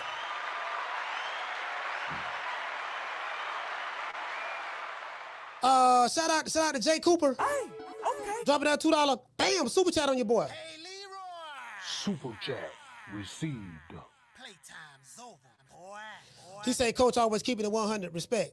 I mean, yeah, I have to. I mean, I'm gonna be honest. You know, I gotta be honest and objective. I gotta call it the way I see it. You get what I'm saying? Like I say, this shit ain't personal. This shit ain't personal with me. I'm gonna call it the way I see it. You're gonna get something right, you're gonna get something wrong. You know, get some picks. I get more right than wrong, but it is what it is. So it is what it is. You know what I mean? So I know I gotta get a man credit. Anybody been watching my show for years, you know this is what we do. I'm gonna give the guy who won his props. You have to. We're gonna do a show on Abdullah Mason this week. We're gonna do a show on Dave Benavidez and Bam as well. Carla, what's your name? Where you call it from? It's Curtis from Long Beach. Curtis, talk to me. Yeah, man. It's just a part of it. You know, Bill had to go through it when Ryan Garcia, you know, ran through Dev. You know what I'm saying? People were saying Bill shouldn't be in the corner. He didn't get no advice. So the same shit gonna happen with B. Norman. You know what I mean? That's just how it goes. But you know, B. Norman probably took it a step extra because instead of, you know, really coaching him, he started whispering shit in his ear and shit, trying to hide it from the camera and shit. I was like, I don't know what this about, but B. Norman, you know, like, he didn't really give his son nothing, you know, and they didn't expect Dev to do that, but people got to realize, you know, y'all talked all that shit about Dev, saying that, you know, he a privileged kid and this and that, but he a tough motherfucker, though. You know what I mean? Like, even when he was getting his ass whooped by Ryan, he kept getting up and he kept going forward, stepping to Ryan, you know, and B. Norman didn't even do that with Dev. You know what I'm saying? B. Norman didn't try to really approach Dev after he got hurt. You know, he tried maybe a few times in the late rounds, but Dev didn't have to do much after that, but just jab him and, you know, hit him a couple of times here and there and then showed him he was stronger in the clinch. But Dev a tough motherfucker, man. And, you know, for B. Norman, he found out when your competition level go up, the knockouts go down, and you got to figure out a way how you going to win this fight if you can't knock this motherfucker out. And that's what a lot of people going to have to figure out with Dev. If you don't catch him, you're going to have to, you know, figure that shit out, and it's a tough puzzle at this moment. Ain't nobody really figured it out. Ryan couldn't do it on pads. So, like Dev said, on an even playing field, you motherfuckers can't beat him. So, it is what it is. You normally just going to have to, you know, take it how it comes. You know, he was dishing it out. Now you got to take the shit. That's my call. All right, shout out to Curtis from Long Beach.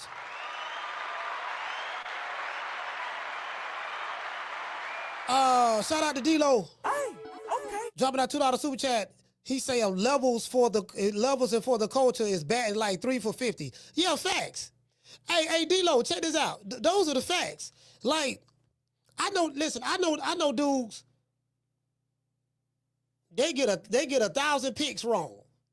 They get one right, and now all of a sudden they're a genius. Nigga, I told you what I said. Yada, yada, yada, yada, yada.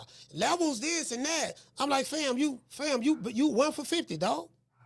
You was due to get one right. Because every guy you picked that said they was levels and this and that, whether it was, Carla, hold on, whether it was Errol Spence or whether it was Canelo or whether it was this guy or that guy, and everyone you went with that was levels and was the popular fighter, they lost. You got one right, now all of a sudden you the oracle. Nigga, please. Carla, what's your name? Where you calling from? H-Town T from H-Town, coach. H-Town T, talk to me. Just doing what a lot of other people doing today, eating my crow. But I just need Norman fans to understand, because I'm a Norman fan, so I just need y'all to understand. Immediately after the fight, the first thing I just started processing it. Did y'all ever just really sit down and think about it? That motherfucker was really just that much better? He was just that good. Dale was just that good. We can't take nothing away from Devin, man. Y'all got to stop with being mad and being angry and all this. It's the fight game. Styles make fights. Coach tells us this shit all the time. The motherfucker had the perfect style to beat what Brian Norman was doing. We just gotta respect it, y'all. We can't come up and call in being mad, this and that, this and that. Like Coach tell y'all all the time, these motherfuckers don't know y'all. Why is y'all doing all this shit, bro? Calm down, enjoy what we getting, man. Y'all, you motherfuckers be doing too much. And I also want to say, I want to tell you, man, David too goddamn big to be punching that fast, man. That motherfucker. I want to say that the other night. David Benavidez, he too big to be punching that goddamn fast. That motherfucker got some fast hands, bro. That's some crazy shit. Yeah. So if he was to fight Bivol or Beterbiev, I already know. I kind of know what your answer gonna be, but how you think any one of them fights will turn out for David, and then I'll get off the line. But Beterbiev, bro, that dude there a buzzsaw, and I think stylistically the way David Benavidez fight and the way Beterbiev fight, because Beterbiev have good footwork. He have good footwork. He gets a lot of leverage on his punches. Now, I think once he figure out David Benavidez's hand speed, and David Benavidez throw punches in awkward positions and stuff, but I ain't gonna lie, bro. Beterbiev ain't no Anthony Yard. If he fight, you know, I love the Mexican Monster, but if he fight Beterbiev, I'm leaning very, very strong on Beterbiev by stoppage, because I just think that style of fighting, it can't beat nothing but a knockout in that fight. Okay. But now that's all I wanted, Coach. I appreciate you, man. But hey, Norman fans, please. I'm a Norman fan too. I'm eating my crow today. Y'all calm the fuck down, dog. Coach tell y'all, these motherfuckers don't know y'all. He telling y'all that for a reason. Yeah. Chill out. Yeah. Appreciate you, Coach. All right, salute, fam.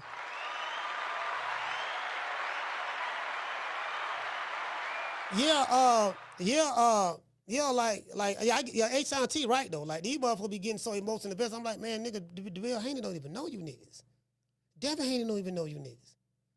Like, what reason from an emotional standpoint, do you feel that ain't nothing wrong with being a fan? Like Tank said, just shut up and be a fan. That's what Tank said, not me. That's what Tank said. I'm like, I know these people. I have relations with these people. I talk to these people on the phone. The way you feel about me, Bill Haney don't feel that way about me. I really don't give a fuck how you feel. I'm talking about anybody who may have a problem with me. I don't give a fuck. I don't even know what you look like, my niggas. And if I don't know what you look like, I know the haters don't know what you look like. They don't know you. They rich, they got money. That's it. If you gonna support them, Just be that, my nigga. That's all.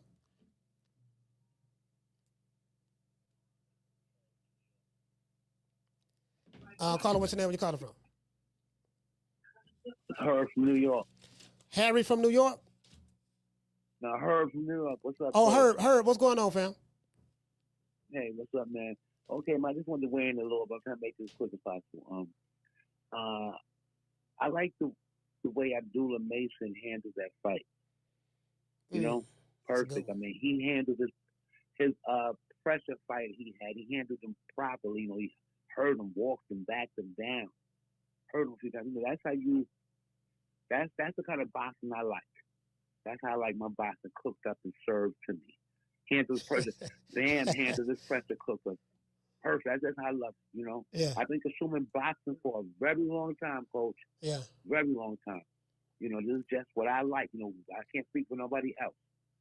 But I can describe Devin Haney's fight like this.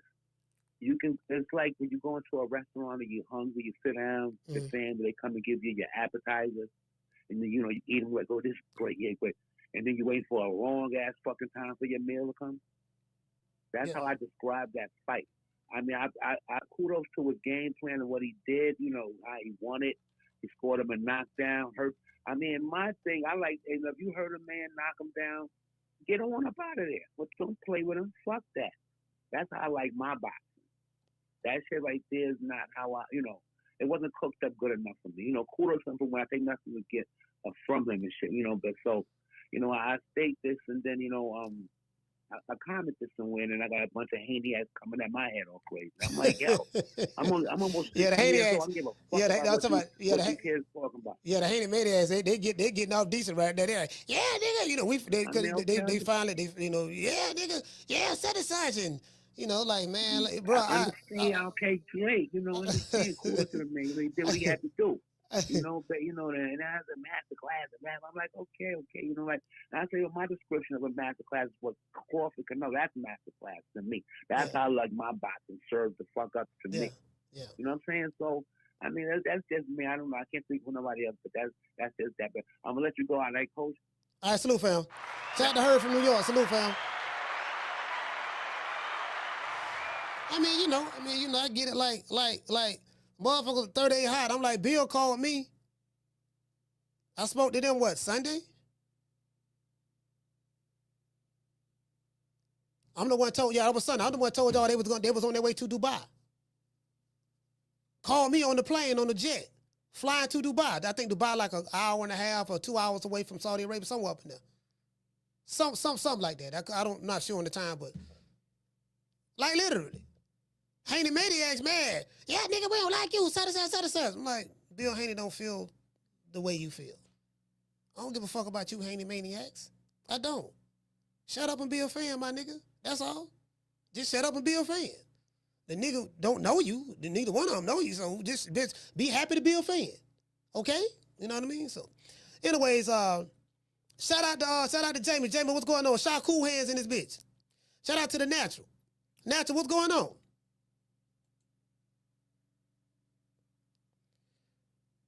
Damn, sorry about that. I'm trying to, what's going on over here? Sorry about that. Yeah, shout out to T-Mac. T-Mac, what's going on, fam? Shout out to Nikki. Nikki, what's up? In the other chat. Shout out to Nikki.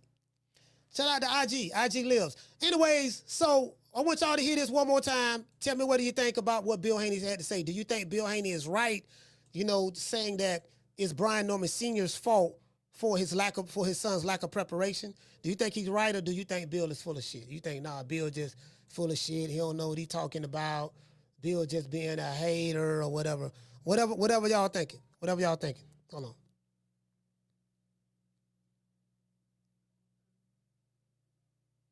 Got a lot of calls calling in. Caller, hold on. Tell me what y'all think. We've spent a lot of time with professors in the game and learned this craft. They've learned it, unfortunately, in a garage. But honestly, though, and he wanted to go at me. And one thing about my son, he says that you don't give me the respect, so I come up and I get mine. I'm gonna get mine off because you disrespect me all the time. And you say, listen, he was outcoached. He showed up late. He was too cocky and too arrogant. We showed up on November the 2nd as challengers here. We got acclimated, right? By the time they showed up, we was already sparring at 4 a.m. He never had any days to get acclimated, guys. He was moving slow. His dad made a bad decision. I mean, I think Bill seemed like he was sincere there. I'm being honest. He really seemed like he was sincere there, to be honest with you.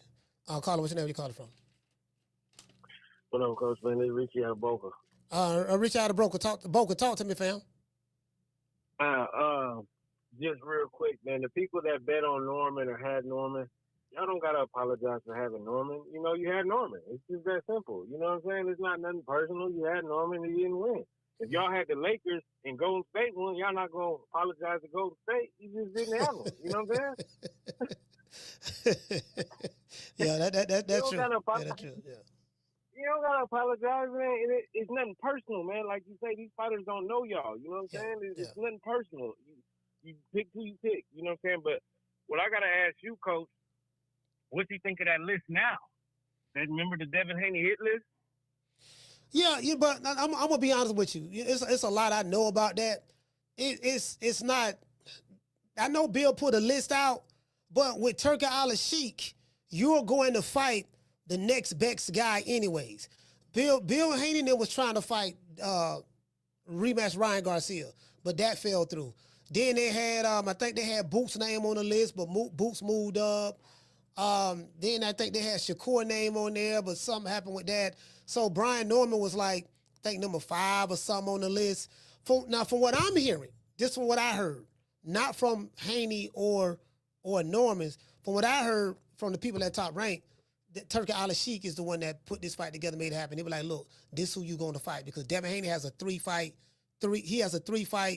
$36 million contract. I knew about that in February of this year. So they do the Saudi Arabia do their own matchmaking. So it's not like, hey, we got a list on Turkey. Here go the list. We turning it in to you.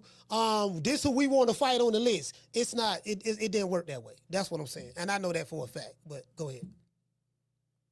Okay, and based on the list of people, I mean, I forget who all was on it. Do you think Devin could really beat all them people? At first, I know people would think, oh, man, ain't no way. But now they're looking at him a little bit different. You know what I'm saying?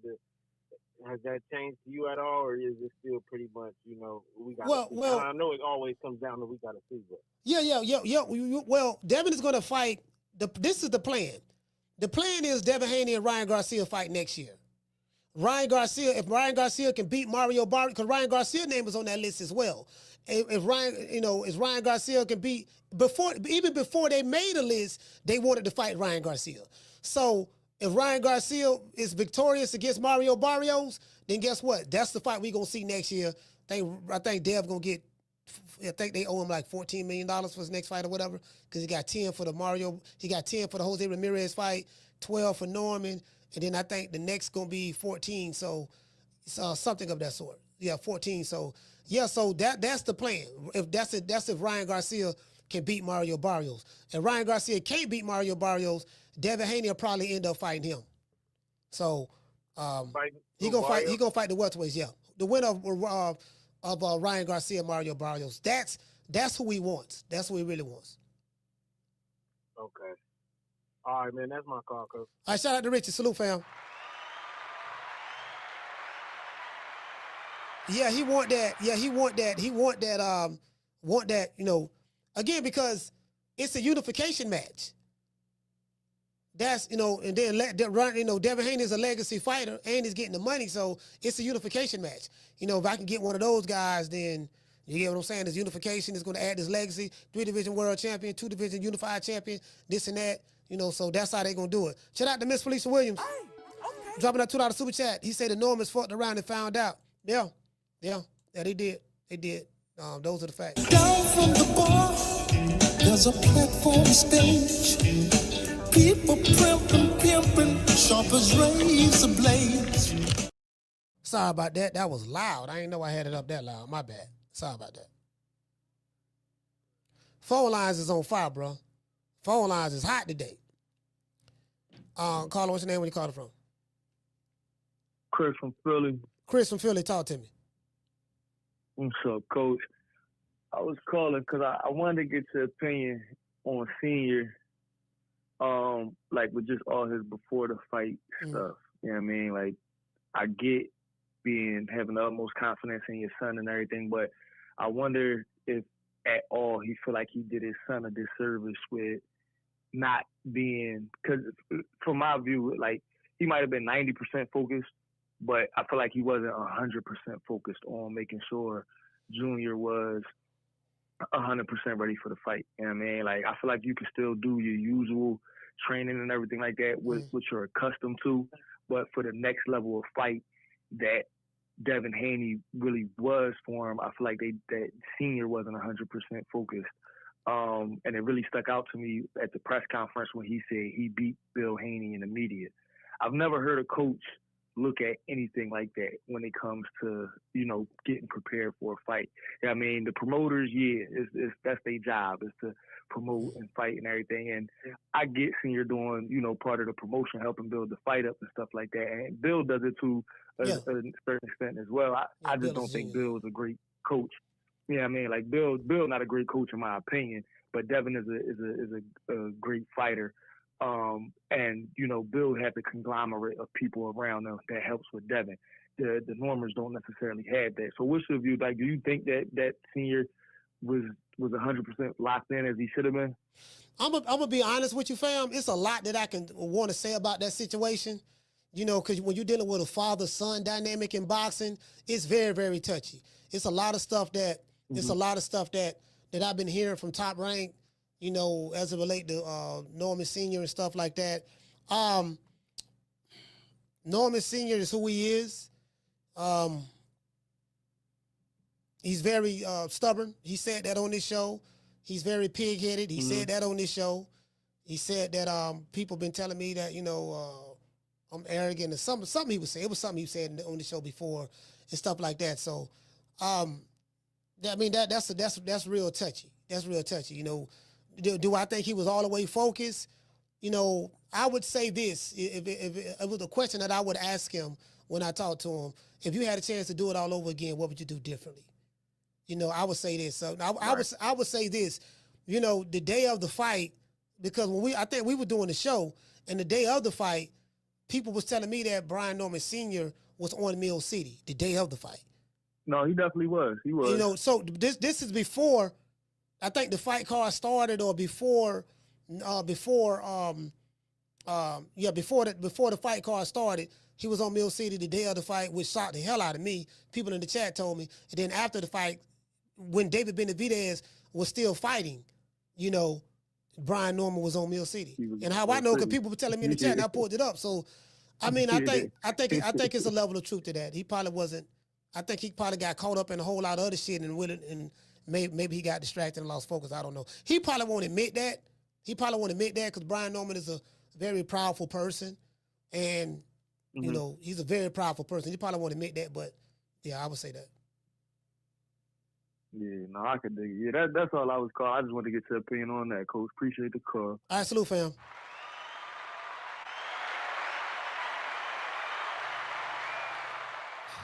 Yeah, you get what I'm saying. So it is what it is. It's like this here. When Bill Haney, when Devin Haney and them lost to Ryan Garcia last year, people said the same thing about Bill Haney.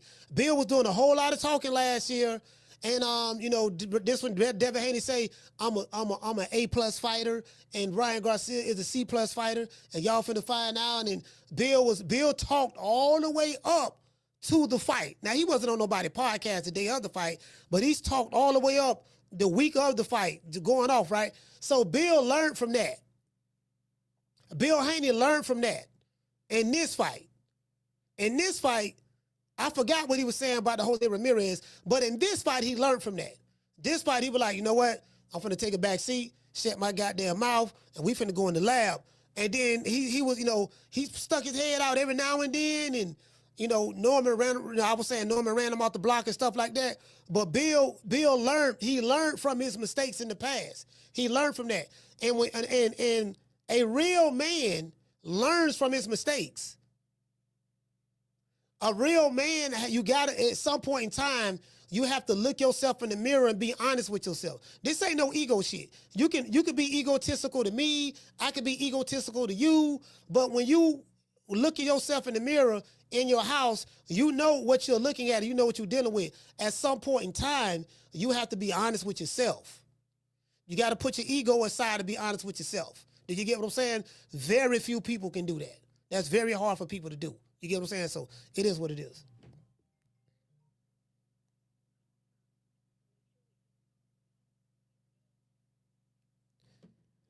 Caller, what's your name? Where you calling from?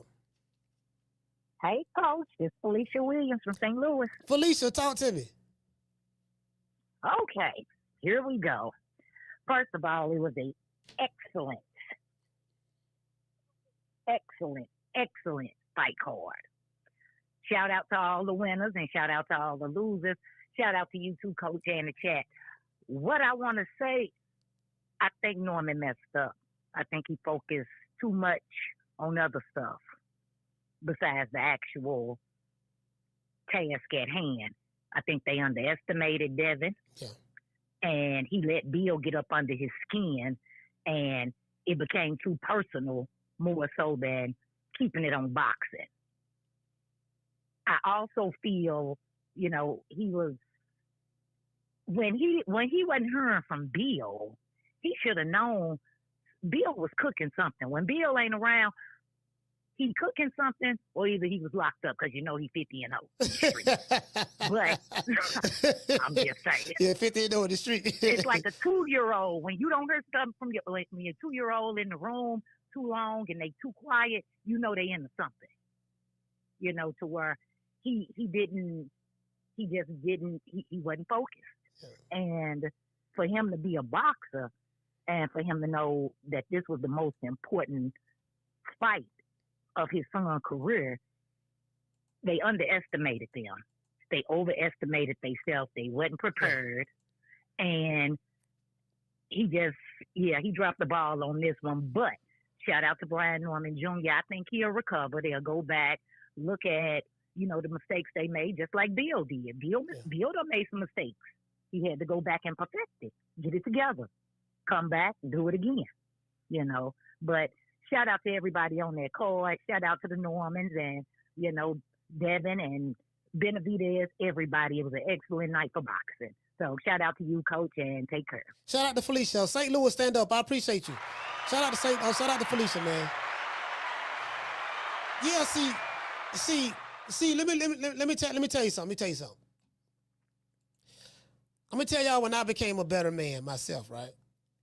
When I was young, I knew everything. You couldn't tell me nothing. I knew it all when I was young. And my mother used to tell me, she said, boy, you so smart that you dumb. You know so much that you don't know a goddamn thing. Because I was one of them young, hard-headed kids, right? And the reason why I'm as sharp as I am now is because I made all the mistakes, right? I made all the mistakes. But now that I'm older, I learned how to look at things from an analytical standpoint, separate the emotion, become a lot more objective. So now I'm a very objective individual. And one thing I'm not going to do, I'm not going to lie to myself. And I know us as men are very proudful. We can be stubborn. And sometimes men know every goddamn thing. But the strong man is not the one that's rebellious, incompatible, and want to fight. That's not the strong man. The strong man is the one who can sit down and think and analyze and do self-reflection and be honest with themselves. Once you, as a human being, do that, then and only then you can evolve, correct the wrong, move on and become better. If your ego is so big and your pride is so big to the point to where you can't be honest with yourself and disseminate what happened and break it down and say, you know what, this why I fucked up at. I should have did this, I should have did that. From this point forward, I'm gonna be honest with myself and I need to correct the wrong. If you don't do that, you're going to make that same mistake again and again and again. And then you become your biggest enemy. Do you get what I'm saying? So, I mean, that's my advice to any person. Fuck this, like, social media shit. Like, this shit ain't about no ego. Ego don't get you paid. Skills get you paid. And if you are in a trade and you have skills, then the more you work on your skills, the more you can demand to get paid. But you got to be honest with yourself and then strengthen things where you're weak at. Do you get what I'm saying? So that's just a bit of advice. That's just a bit of advice. How I look at things. You did? Come fucking with me, you gonna get knocked the fuck out. I'm a knockout artist, baby. And I think, like I said, I think Bill Haney learned from that. Now, he was talking a little bit, but he had went all the way quiet And it was like, I say, damn, man, Brian Norman ran Bill off the block.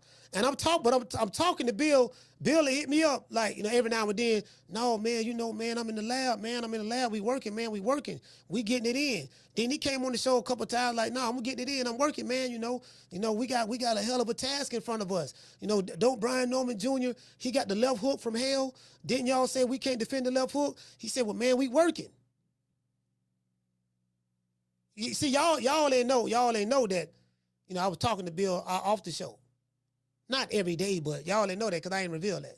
He's like, no, man, we working, man. I'm like, man, what's up, man? You ain't showed up. Now, a couple of times he wouldn't answer. It was times he wouldn't answer the phone. That is true. There's times he wouldn't answer. I was like, man, I tried to get him on the show. He didn't want to come on the show. That is true. But then he'll get back at me like 3-4 days later and be like, yeah, no, man, I'm working, man. We in the lab, this and that, all that stuff there. You get what I'm saying? So they took this fight very, very seriously. They took it very serious. They took it very serious. Do you get what I'm saying? So, and it showed. It showed.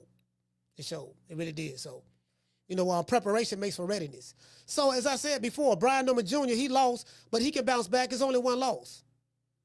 You don't throw a fighter away for losing one loss. And I want to say this to everybody in Atlanta. I know Brian Norman Jr. lost. Some of y'all feeling bad and all that stuff there, but it's only one loss. Don't jump ship on him now.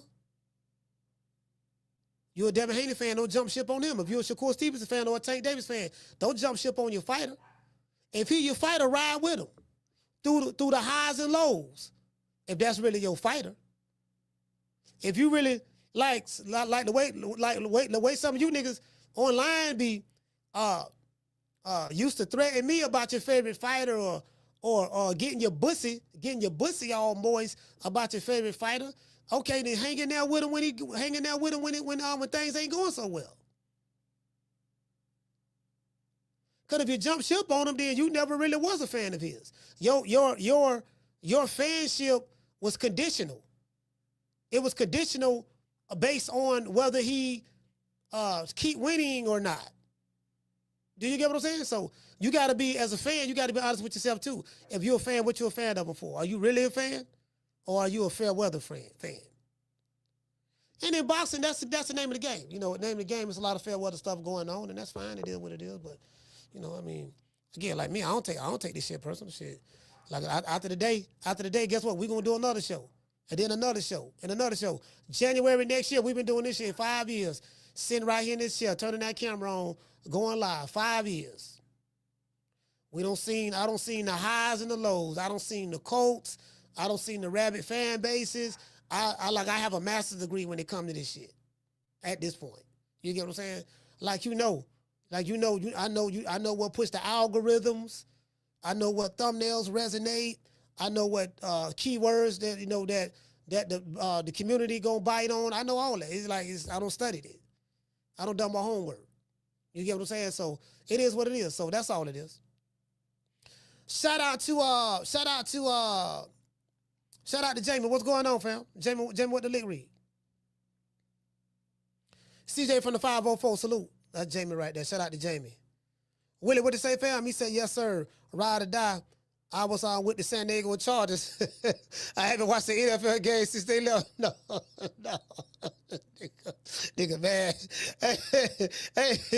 Hey. Motherfucker. Hey, your team lead? Yeah, dog, they left, dog. I ain't want to watch the game no more. Hey, shout out to Steph. Oh, okay. What to say, Steph? She say Brian Norman Sr. made me a Brian Norman Jr. fan just listening to his support for his son. I'm officially a Haney and Norman fan. I'm excited to see how he turns his loss around. Haney restored my faith in him. Yeah. I totally agree in that. Again, you know what I mean? Like Haney, again, this is my thing, right, Steph? This is my thing. I'll call it, hold on. There's nothing wrong with criticizing the fighter. Nothing wrong with that, right? A lot of these fighters are sensitive as well, and the fan bases are sensitive. Nothing wrong with that, right?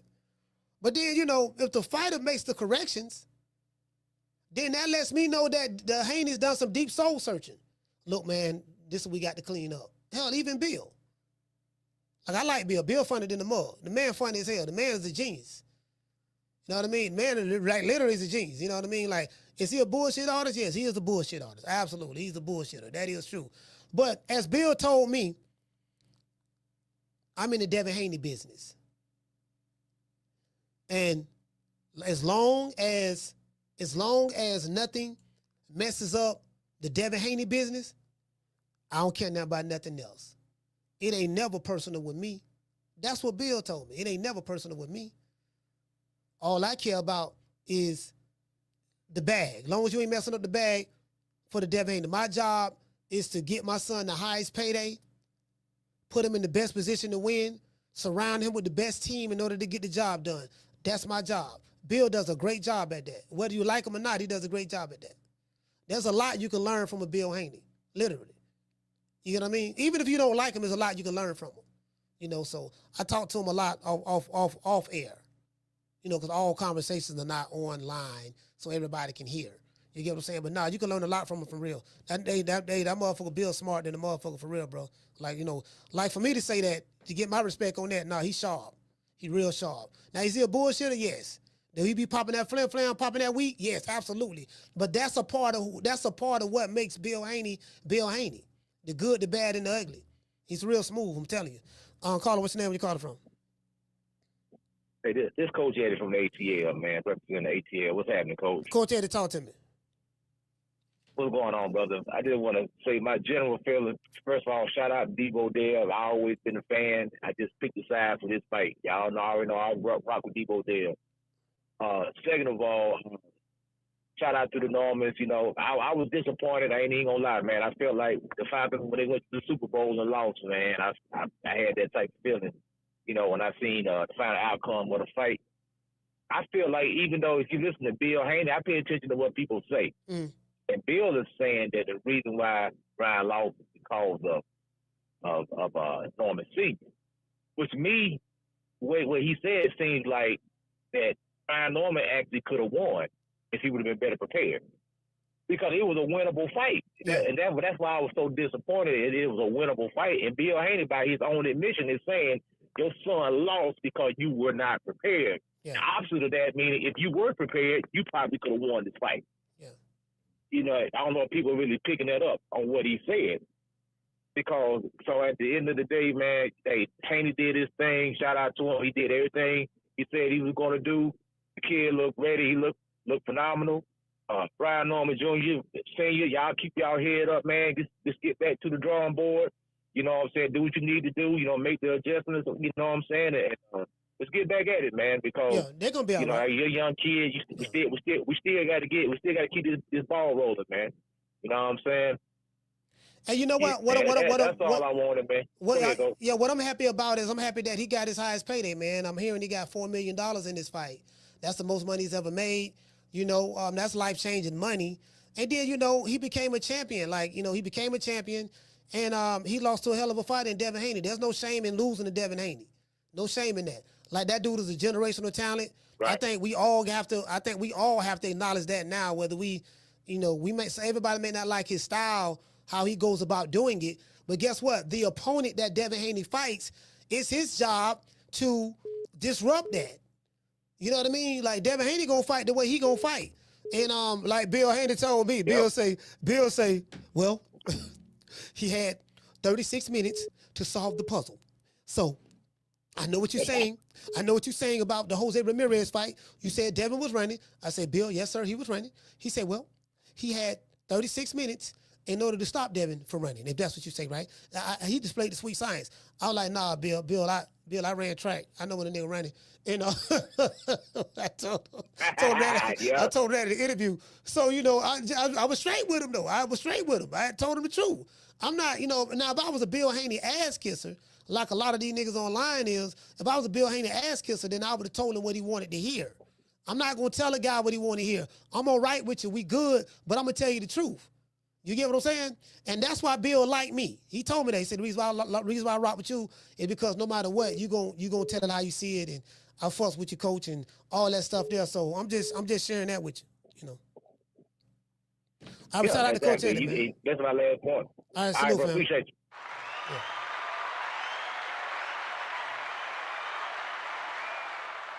Yeah, man. I'm like, man, you know.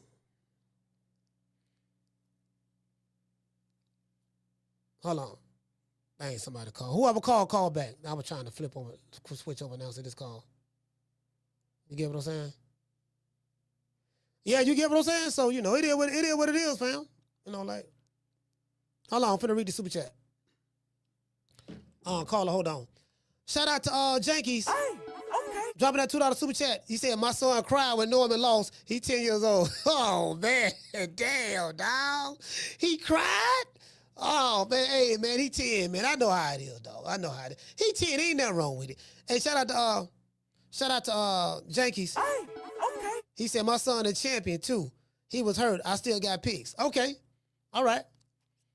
You know what I mean? So, man, yeah, man, he 10, you know, it is what it is, man. I mean, Brian Norman to bounce back. He ain't got but one loss, but he's going to have to acknowledge, see what Brian Norman Jr. going to have to do, him and his dad, what they're going to have to do is they're going to have to look themselves in the mirror and acknowledge, you know, some certain things. That's if the ego and the pride don't get in the way. If the ego and the pride is there, then ain't nothing going to work for them. But if they put the ego and the pride aside and do some deep soul searching and say, you know what, man, we got this far, we did well, but in order for us to get to that next level and be a mainstay in this sport, we got to get better. And there's some things we got to do. You get what I'm saying? In order to get better. But I don't know if they have that ability to be able to do that. I don't know. I really don't know. Caller, what's your name? Where you calling from? It's Raymond from Illinois, Coach. Raymond, talk to me. Yeah, man. I've been working hard lately, man. I'm working with this crane. Just got crane operated, new crane operated position. So I ain't really been calling in lately. But, man, proud of my boy Debo. He got that little W. And it changed a couple motherfuckers, you know, how a couple motherfuckers look at it. But I'm just proud of him, though, because that nigga, boy, he went through some hell of a criticism last couple years. And he had a lot to prove and shit with that last fight. And he proved it, but, you know, realize that everybody ain't going to love you. Everybody ain't going to always, you know, some motherfuckers going to hate on you. But I had noticed and shit that Bud had said in one of his interviews. No, Shakur said it through a message after the fight. He was like, man, it's crazy how motherfuckers will call you a monster before the fight, your opponent. Yeah. But then when you beat them, then they want to call him a bum and shit. Like, I saw Richard Hitchens do that shit, and a few more motherfuckers, but, you know, motherfuckers like Eddie Hearn and Carter Ben, you know, they shit talking them, and I think they trying to prep for a fight, and I love to see that fight, but but I love to see him go fight some other champions and shit, though, because, you know, just continue to build your legacy up, because I see the same thing with Bud, like how they was criticizing. It was the same shit with Haney, like, you niggas don't talk, y'all boring, and you ain't fought nobody, and you niggas don't snack, and it's the same excuses, you feel me? So I love to see when niggas like that prove everybody wrong. Because fuck the majority. I'm against the majority most of the time. When motherfucker, you got a lot of people hating on you, it's for a reason, you feel me? And it's, fuck all that. That's what made me like Devin in the first place, because he kept fighting the best after motherfuckers were criticizing him for losing a round off the PEDs and all that shit. But shout out to Norman, too, man. Keep y'all heads up. You never my call, Coach. All right, salute, fam. Yeah, man, them boys gonna be all right. They just gotta bounce back. And another thing too, right? Again, and I said this before on this show. I tell anybody this in the chat, right? Anybody this in the chat. Oh, if a motherfucker don't like you, there's nothing that you can do to make them like you. Never try to please your haters. Never. Motherfuckers who dedicated to hating you, you don't try to please them. Caller, hold on. You don't try to please them. You just keep doing things and make them hate even more. Shit, I do it every day. I got hate niggas who, you know, they on the block list and they can't come back over here anymore, and they keep creating 1,000 accounts and hiding behind different avatars. They try to say this and that, and I'm like, shit, you know, we doing very, very well over here. Very successful podcast. And, you know, we're growing. We're getting more corporate sponsorships in the future. I got some things I'm working on right now. And, you know, the thing is, what you do to a hater, you just keep being successful and keep talking shit. Keep being successful, keep talking shit, keep laughing, and that's it, and make them hate even more. Because let me tell you something I figured out about this YouTube shit. This is what I figured out about social media. When someone is emotionally invested in you, you got them. If whether they love you, but it's ever so sweet if they hate you. Because hate is a strong, strong emotion. Do you get what I'm saying? If a motherfucker is emotionally invested in hating you, they gonna watch everything you do. Because the hater wants to see a day where you're doing bad or you're hurting so they can make mockery of you. You get what I'm saying? That's why they gonna continuously watch you. So once I figured that out, that's been the key to me growing. A lot of people don't even know that, right? I'm like, dang, they ain't figured this shit out yet. Once I figured that out, I'm like, oh shit, I can control their emotions. If you can control people's emotions, you can be successful. I'm like, oh man, this shit, you know. Nigga, I don't like you, nigga. I can't stand you. But you gonna be here watching me at 3 o'clock. And when I drop this video, you gonna watch it. And you're gonna be hating in the comment section. But you watch the content. You emotionally invested in watching a nigga who you don't like. I love it. Caller, what's your name when you call it from? Yo, Coach, this Mason from Flint, Michigan. What's going on with you, my nigga? Mason from Flint, talk to me, brother. Listen, man. It was a good time Saturday night, man. We had a ball in the chat, talking shit, going back and forth. Abdullah did his thing. We already know what Benavidez coming to do when he get out there. Yeah, he coming to wreck shop. You know what I'm saying? And my nigga Bam, man. Shout out to Bam, man. That left hook, that slip up under that wild ass punch and come back through, knock my man clean out. Shout out to Bam, man. Performance of the night got to go to Bam. And the most talked about fight that we've been on this channel hyping up for the last 6-7 months since the shit been announced. Brian Norman Jr. versus Devin Haney. Yeah. Right? And I think Senior kind of got ahead of himself, and he sold it to me, man. I ain't gonna lie. Senior was on here talking this shit day in, day out. Yeah, he was. He was talking shit. He was talking shit. He had me convinced. I'm like, damn, this nigga really is about to go in there and knock this motherfucker out, right? And I think we got caught up in the performances, right? So if we take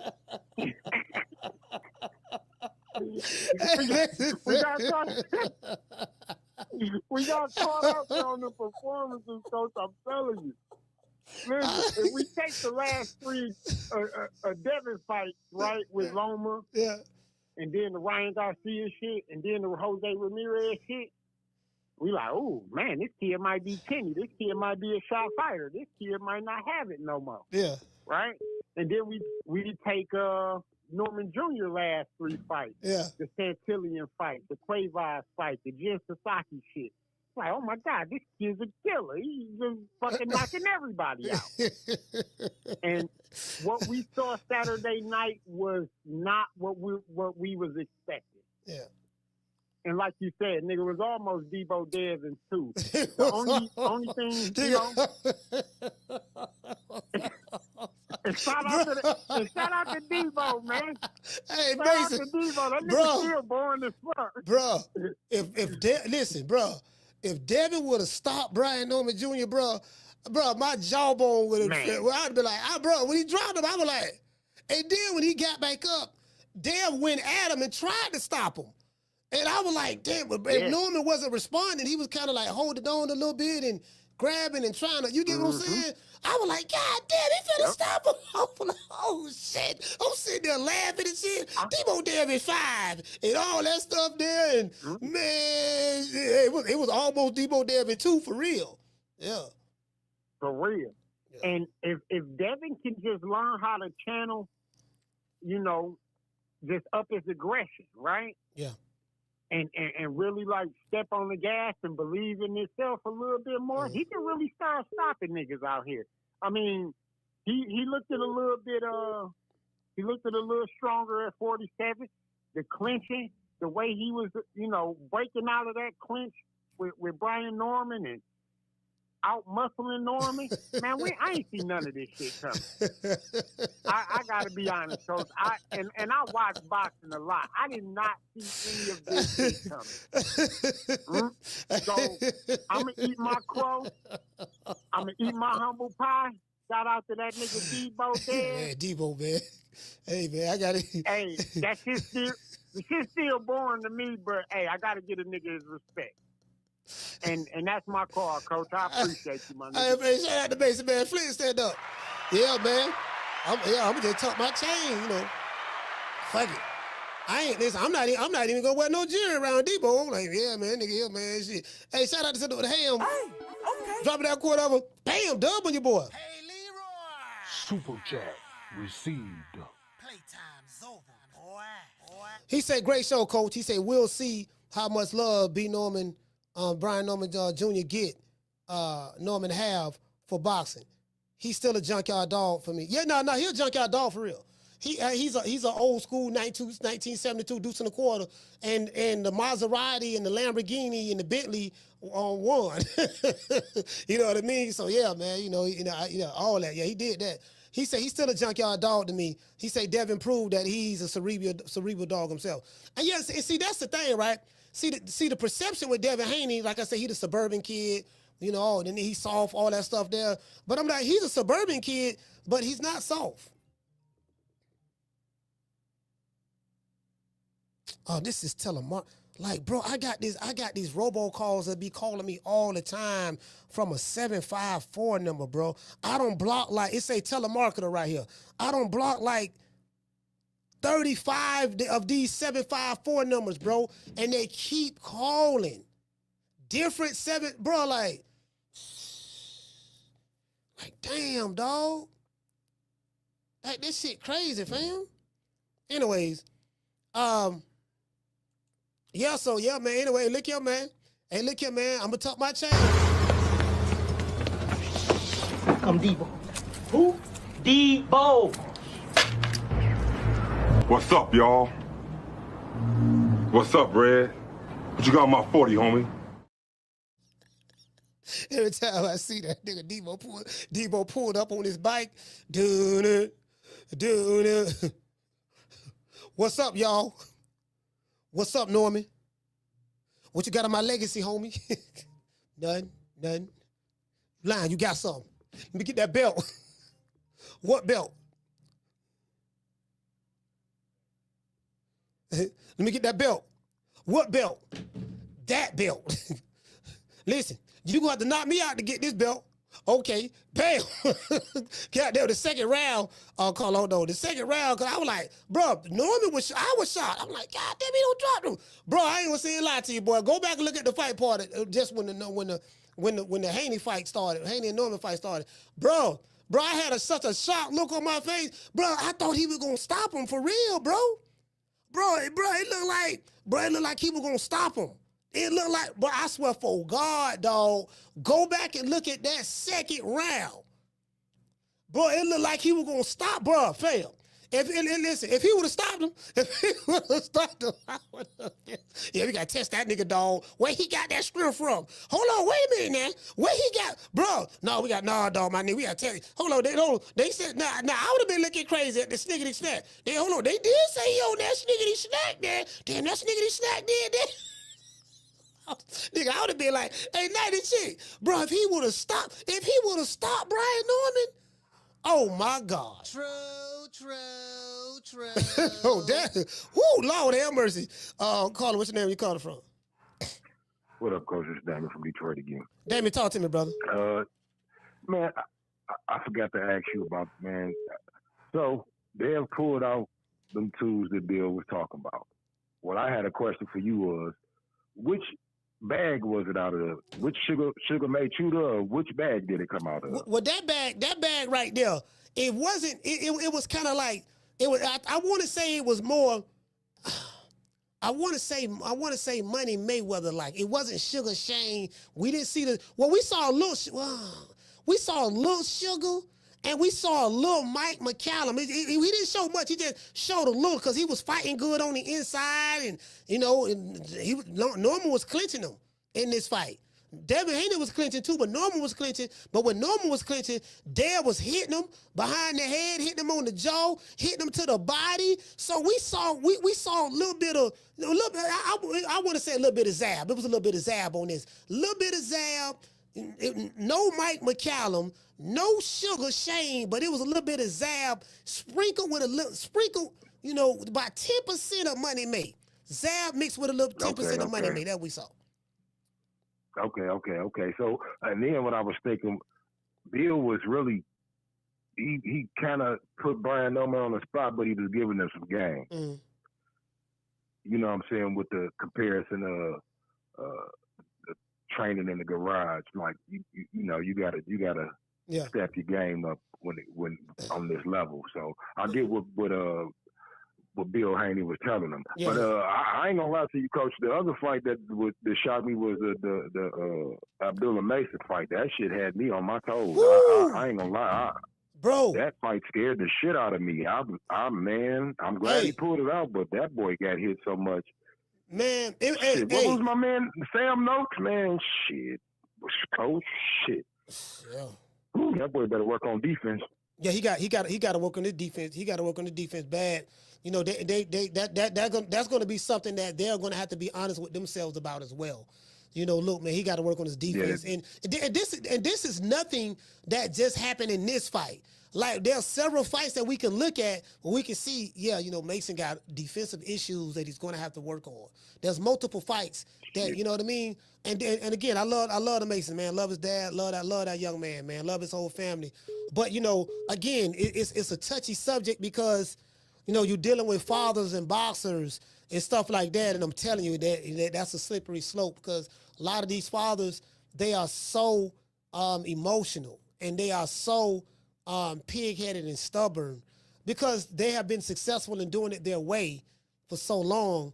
But but when things go wrong, when you fight certain opponents and they're able to exploit certain weaknesses, and you see a pattern of, okay, this is the pattern now. 4 or 5 fights don't went by.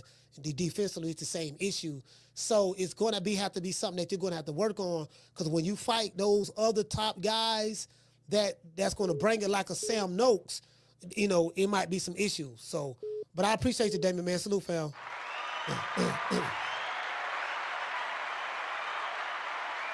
Yeah, hey, bro. That Sam Noakes and that Sam. Hold on, Carla. Hold on. That Sam Noakes fight. It was, bro. That 11th round, because Abdullah Mason won the 10th round and he won in the 12th round. Abdullah Mason did his thing in the 10th round. He was getting with Sam Noakes, almost dropped him. And then the 11th round, Sam Noakes went to work on Abdullah Mason. He was getting hit so clean with shots, and Sam was trying to stop him. It looked like. And then the 12th round, Abdullah got his composure back and this and that. But this was his first time going 12. You got to take that into consideration too. And he showed a lot of dog and grit. But defensively, he's going to have to work on some things, if I'm being honest. Carla, what's your name? Where you calling from? Hey, what's up, Coach? It's Mike out of Bridgeport, Connecticut, man. I just wanted to call in and correct my wrong. You know what I mean? I did appreciate Devin taking the fight, but when I did make that announcement, I said salute to both of the brothers, and I know that I thought that Devin was too weak for Brian Norman, and Brian Norman actually believed that. He had no respect for Devin Haney. And I just wanted to say that even though I had picked Brian for winning, Brian actually shown his greenness. There's no disrespect to Brian. He's younger. He got to grow. But I just wanted to call in and accept my wrong. I was going off of the diva shit that Devin Haney be doing, but he actually showed he's standing in that pocket, and that drop when he dropped him was a 3-piece. Yeah. We talked, and on your show we talked about the 3-piece, right? I remember you correct Brian Norman Sr. And he said, nah, he don't throw 3-piece. He don't throw. And you said, yeah, because he get countered. But it was a left hook, and then he came with a left and right again. Yeah. 2 left hooks. The first left hook stunned him, buckled his leg, made him back up and buckled his leg. Correct. Then what made Devin go at him in that sequence when Devin stunned him and saw he was hurt, Brian Norman just sat there in the middle, and he never rotated. He never rotated left or right. He sat right there in the center because he threw his hook, and him and Devin Haney threw a hook at the same time. He was hooking with a hooker, and he didn't expect Devin Haney to throw a left hook. He didn't expect that at all. So when he threw his left hook, Brian Norman had his right hand down, and that's how Devin caught him. Bam! And then he staggered him. Devin Haney had his right hand up, and he was able to block Norman's hook. Fact. And, I just wanted to call in and, I love your channel, Coach. I respect you, you know what I mean? What you're doing for everybody, you know what I mean? And really and truly, I didn't see nothing really impressive from Dev, but I seen Brian didn't do nothing much. I think Dev's jab, or maybe he heard him too early and he threw off his game plan. And Dev did what he had to do to win. Salute to the brother. Like I said from my call before, I salute both of them. I salute Dev for even taking the fight, But I didn't see nothing impressive. Like, Dev, you had that man hurt. There was like 1:40 or 2 minutes left, and you impressed him. But I didn't see very much, nothing exclusive from Devin. I see what I always seen, what Devin would do, standing in the paint and handling his business. He lacked a little bit on the jab, which I think he would have beat Brian more. But salute and respect to the Haney family. They came out and they showed out. And the way Bill went about it, I salute to him, because he could have showed his ass work. And he could have embarrassed Norman's work. And he did it. But that's the bell. Yo, respect, Coach. I salute, fam.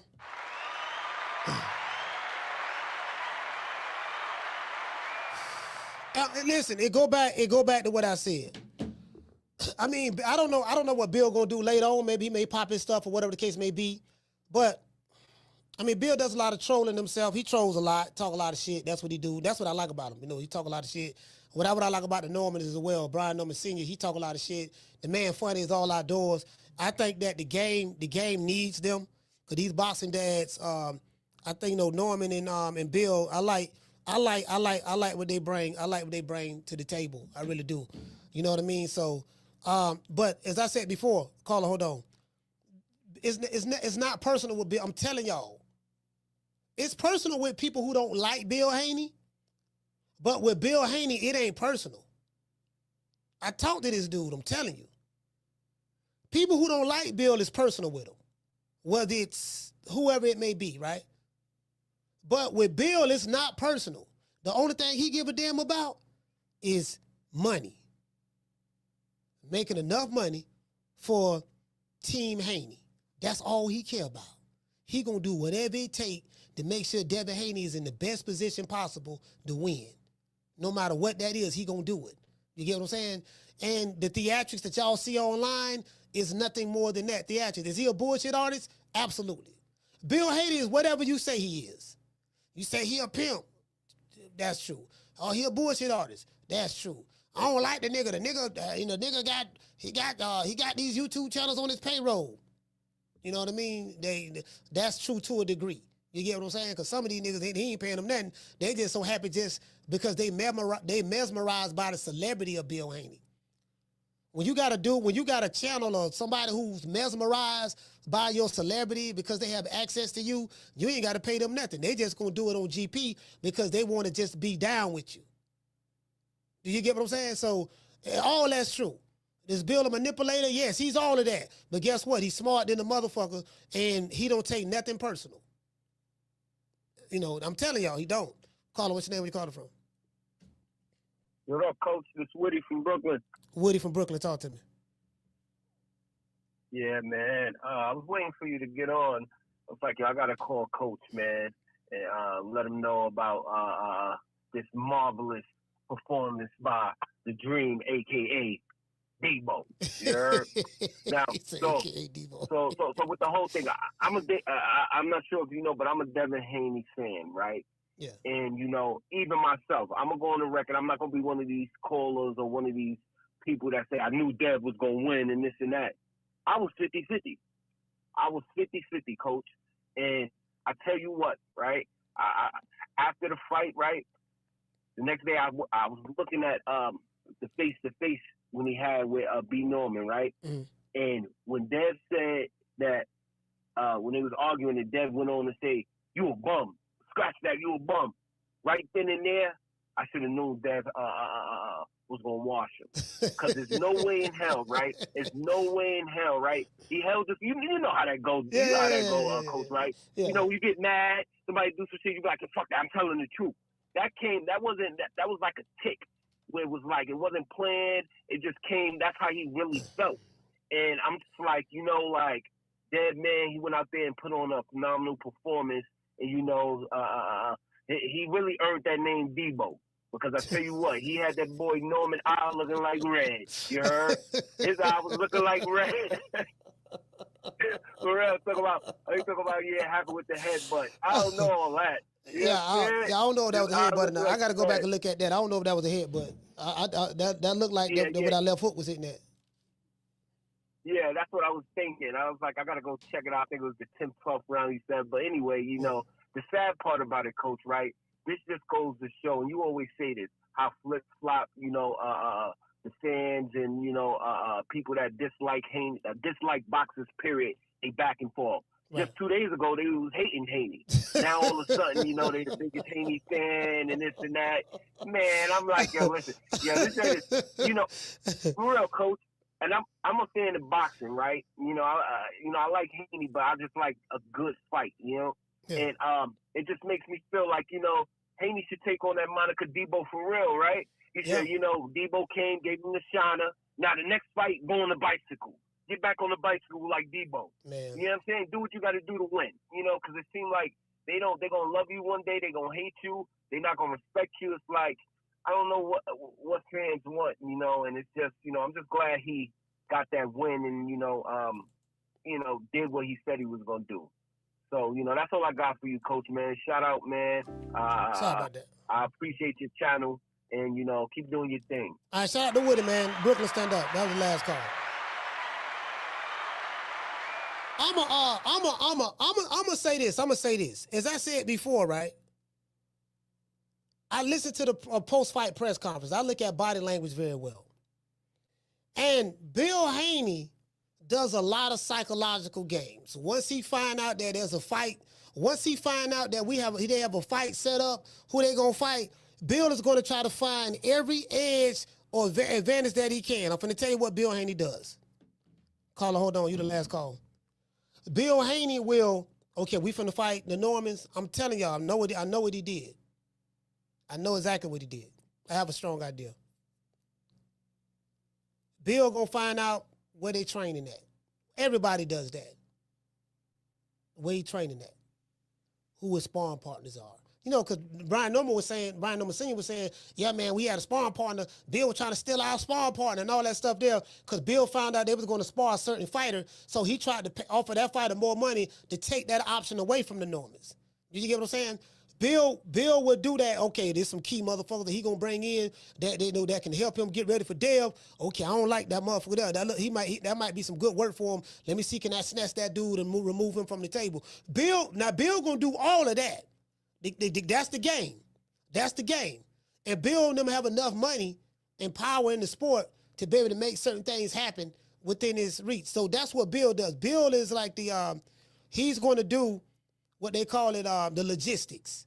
He's going to survey the land, do the logistics. He's like the executive producer. He's like okay, look, Let's bring on Virgil Hunter. Let's bring on Mickey Bay. Okay, let's bring this dude on. Let me go to the town to get a couple of niggas from the town, from the liquor store. Ned the wino, what's up, baby boy? You gonna be Debo Dev's hype man right now. You gonna bring you on. I ain't had you in the last training camp, but I got you in this one. Bring you on. He gonna do that and then surround him with affirmations, people who gonna affirm him and let him know, yeah, Dev, you this, you the greatest, this and that, yada, yada, yada. He gonna keep that group core of people around him, and then he gonna put together a game plan and he study. I'm telling y'all, that's what this motherfucker do. And that's what he's saying. When you own, Floyd Mayweather used to do that. He got that from Floyd Mayweather. That's where he got it from. Floyd Mayweather used to do that. So Bill, there's a lot of stuff that Bill does that he got from Floyd. You get what I'm saying? So that's what he does. He studied that stuff. And Norman was like, I don't care what he do, it ain't gonna work. I don't care what he do, it ain't gonna work. That's what Norman was saying. I don't care what he do, it ain't gonna work. My son gonna do A, B, C, and D. That's what he said. And I'm like, look, man, you can't underestimate this dude because this is a different, higher caliber fighter you're fighting. You got to understand what you're dealing with. I don't think he really understood. I think now, if he do some self-reflecting, he gonna realize and hopefully he try to make it right. Caller, you the last call. What's your name? We call it from? Hi, my name is Kenroy Fuller, calling from Lancaster, California. I was the last call a couple of days ago. Yeah, Kenroy, talk to me. Yeah, man, you took the words right out of my mouth. I was just gonna say they were overconfident. I was definitely going for Brian. I feel like most of the people most of us were going for Brian Norman Jr. I didn't think he was gonna be lunging in the way he was gonna be lunging in. I noticed that in his last couple of fights. I just didn't. When people train for the for the level of opposition, I thought he would just be on another level with this fight. Needless to say, I digress. I gotta give Devin Haney his flowers because I lost a little bit of money yesterday, just for like $50. I was shocked in that second round as well, but I hope that Brian Norman Sr. and Jr. could definitely take his lesson on. It's not the end; it's always a second chance at everything. I still think Brian Norman is definitely top 5 in the division, and they could if they need to start looking at film. I'm gonna be honest; it seems like they weren't really doing film study like at all. So what do you think, Coach? What do you think about that? No, he was doing film study. Brian Norman definitely was doing film study. He studied everything about Devin Haney. I think the problem was, because he was over here. He said he was very confident. He was overconfident. I'm pouring with confidence. I think he was just so confident that Devin Haney's last performance or last 2 performances wasn't that good, and I just think that he was just so confident. Based on Devin Haney, which a lot of people thought was based on Devin Haney's last performances, that he didn't really look that good. He was cheated by Ryan Garcia, and then, the Jose Ramirez fight, he was doing the MC Hammer, the tight rider. So he was basing it on that, and I don't think he realized that, the Haneys was really, really in the lab putting something together, and it sounded like he underestimated him. Sounded like he was very dismissive, and this is what happens when you are dismissive of your opponent. In boxing, you never are dismissive of your opponent because, that guy can whoop your ass. And I think he was just so dismissive and overconfident that he probably, he missed something. He had to. He studied. But sometimes when you study, you only see what you want to see. So I'll say that. Mm-hmm. Of course. My next question, I'm going to get up out of here. Haney, do you think Haney could go on another undisputed run? I think he can. Yes. But what do you think? Yes. Yep. Okay, for sure. Okay. I appreciate you, Coach. Appreciate you for having me. Salute, fam. See, see what happened. This what happens. See, this what happens. This what happens. When you suffer from confirmation bias, and I'm not saying this is the case with my main man, Brian Norman Sr. I'm not saying this is the case. But I'm saying this. Sometimes when you suffer from confirmation bias only you see only what you want to see. And if it doesn't confirm that what you believe in, you are dismissive of it. You guys know I talk about, nobody on the YouTube talk about and boxing talk about confirmation bias but me. I'm the one that does that, right? So sometimes okay, let's put it this way. Devin Haney, pillow fisted, he chinned, he can't box, he ain't really all of that. if you go into it believing that, whatever's Devin Haney's best performances is in his past, you're going to be dismissive of it because in your mind, oh, that nigga ain't doing shit. Oh, that nigga Chinny, he ain't got no punching power. Man, we going to run through that shit. Yada, yada, yada, yada, yada, yada. Right? If you really believe that, when you're studying film on an opponent that you've already was dismissive of before the fight, you're going to ignore all of the things that he's good at. And guess what else you're going to ignore? You're going to ignore all of the flaws of your fighter. That's very important. You're going to ignore the strengths of your opponent, but you're going to ignore all of the flaws of your fighter. That's a recipe for a disaster right there. You know, like, wait a minute. The fighter you training got a whole lot of flaws. You get what I'm saying? Shout out to Nate. Nate, what's going on, Nate? She said, who else got belts at 147? I'll address that in a minute. Yeah, so you go to ignoring the flaws of your opponent. And then you ignore the strengths of your opponent, and you will ignore the flaws of your fighter. So at that point, you only see what you want to see. Do you get what I'm saying? I mean, listen, man, we all are guilty of it. All of us are guilty of it. We all have suffered from confirmation bias at some point in time. You can be in love with a man and nigga can be no good, but you love him so much, you only see what you want to see. Same thing with a woman. You can be in love with a woman and you love her so much, but she got so many flaws and she doing all kind of crazy shit, but you only see what you want to see. You get what I'm saying? That happens. So in that case, when you study, you are supposed to look. You are supposed to take an objective point of view. When you suffer from confirmation bias, you take a subjective point of view. It's subject upon what I already want to believe. And if it goes against that, what I already want to believe, I'm going to be dismissive of it. And I think that's what happens. True. Some of y'all may look at what I'm saying as hate. It's not hate. I'm being very objective. And I'm saying some real shit. What I'm saying is very logical. This ain't about no emotions. Take your feelings out of it. I care nothing about your feelings. I'm giving you a perfect analysis breakdown of what could have led to that. What could have led to that. Did you get what I'm saying? So it is what it is. I think they're gonna learn from that. And again, I think he's gonna bounce back. I truly believe that Brian Norman Jr. can become a champion again. I think he will. And I just think that he's gonna have to do some soul searching, him and his team, and they're gonna have to realize what went wrong, what can we do to get better. That's what they're gonna have to do. If they don't do that, he's gonna be fighting on the chitlin circuit. Let's give everybody a round of applause.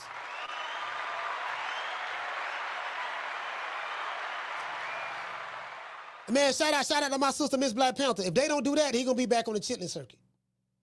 I'm telling you what God loves. Cause I know what I'm hearing out of Top Rank. I know what I'm hearing from Top Rank. I'm telling you. So, it is what it is. Yeah, man, salute to you, fam. Shout out to everybody in the chat, man. I'm gonna give everybody a round of applause. Y'all know what it is. I want to dedicate this show to them. I want to thank the whole hood who came out here. I love y'all. I did this for the hood. Y'all know I beat that boy. Hold on, y'all. We got a cash out. Shout out to Mike. Hey, okay. Mike from Connecticut, man, for dropping that. Damn, dub on your boy. Hey, Leroy. Super chat received. Playtime's over, boy. Mike out of Bridgeport. Salute to you, fam, brother. I appreciate you, fam. You ought to know what time it is. We got to hit you with the head. Down from the bar, there's a platform stage. People pimping, sharp as razor blades. Yeah, man, it is what it is. Y'all know what time it is. Let's give everybody a shout out. Let's give a shout out to the call. We got a lot of callers today, man. Shout out to Rose from Houston. Hey, okay. Mike from DC. Hey, okay. Freddie from Oakland. Hey, okay. D from Illinois. Hey, okay. Keyshawn from Houston. Hey, okay. Lou from Philly. Hey, okay. Kenny from Cali. Hey, okay. Damien from Detroit. Hey, okay. Jamie from New York. Hey, okay. Curtis from Long Beach. Hey, okay. H-Town T from H-Town. Hey, okay. Herb from New York. Hey, okay. Richie from Boca. Hey, okay. Chris from Philly. Shout out to Felicia from St. Louis. Coach Eddie from the ATL. Raymond from Illinois. Mason from Flint, Michigan. Mike from Bridgeport. Woody from Brooklyn. Ken Roy from Lancaster. Let's get the callers a round of applause.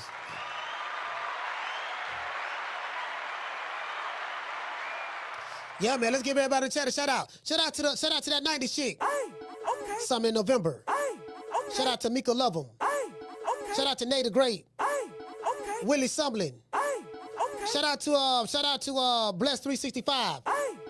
The lovely Miss Connie. Can't forget about Miss Black Panther in this BI, the lovely Miss Black Panther. Shout out to The Natural. Shout out to La Jessica. School of X-Man. He said, what's the next? He said, what's the next fight, coach? I don't know, fam. I gotta look and see. I don't know, fam. I gotta look and see what's the next big major fight. I don't think we got no more major like shit. Man, yeah, December, no. That's right, December 6th. Lamont Roach and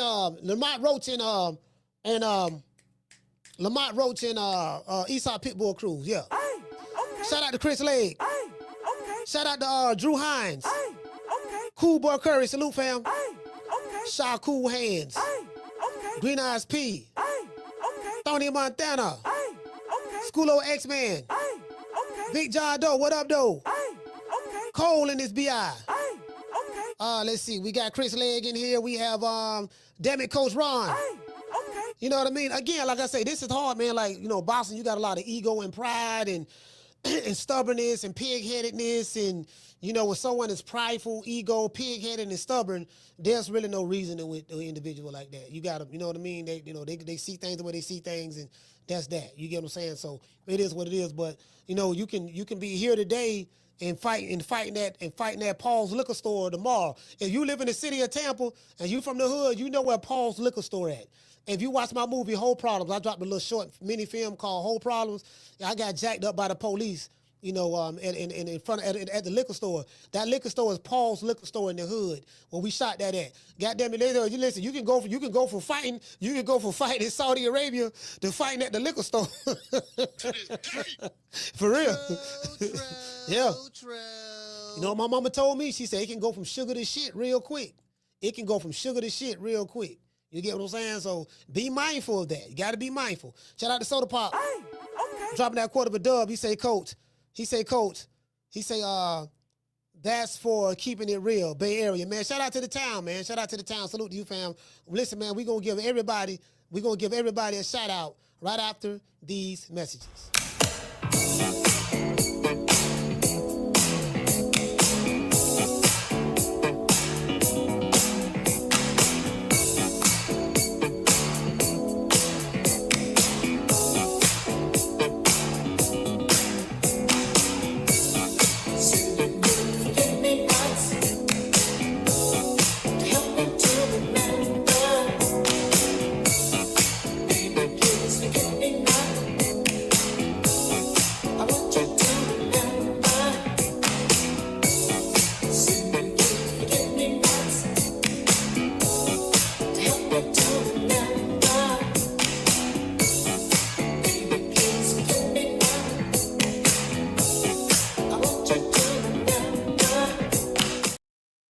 Yeah, man, let's give a shout out to the Super Chatters. Shout out to Soda Pop. Damn it, Coach Ron.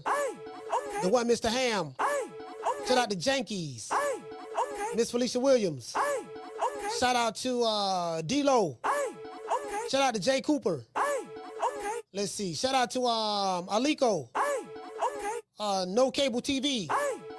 Shout out to Jalen. Tony Montana.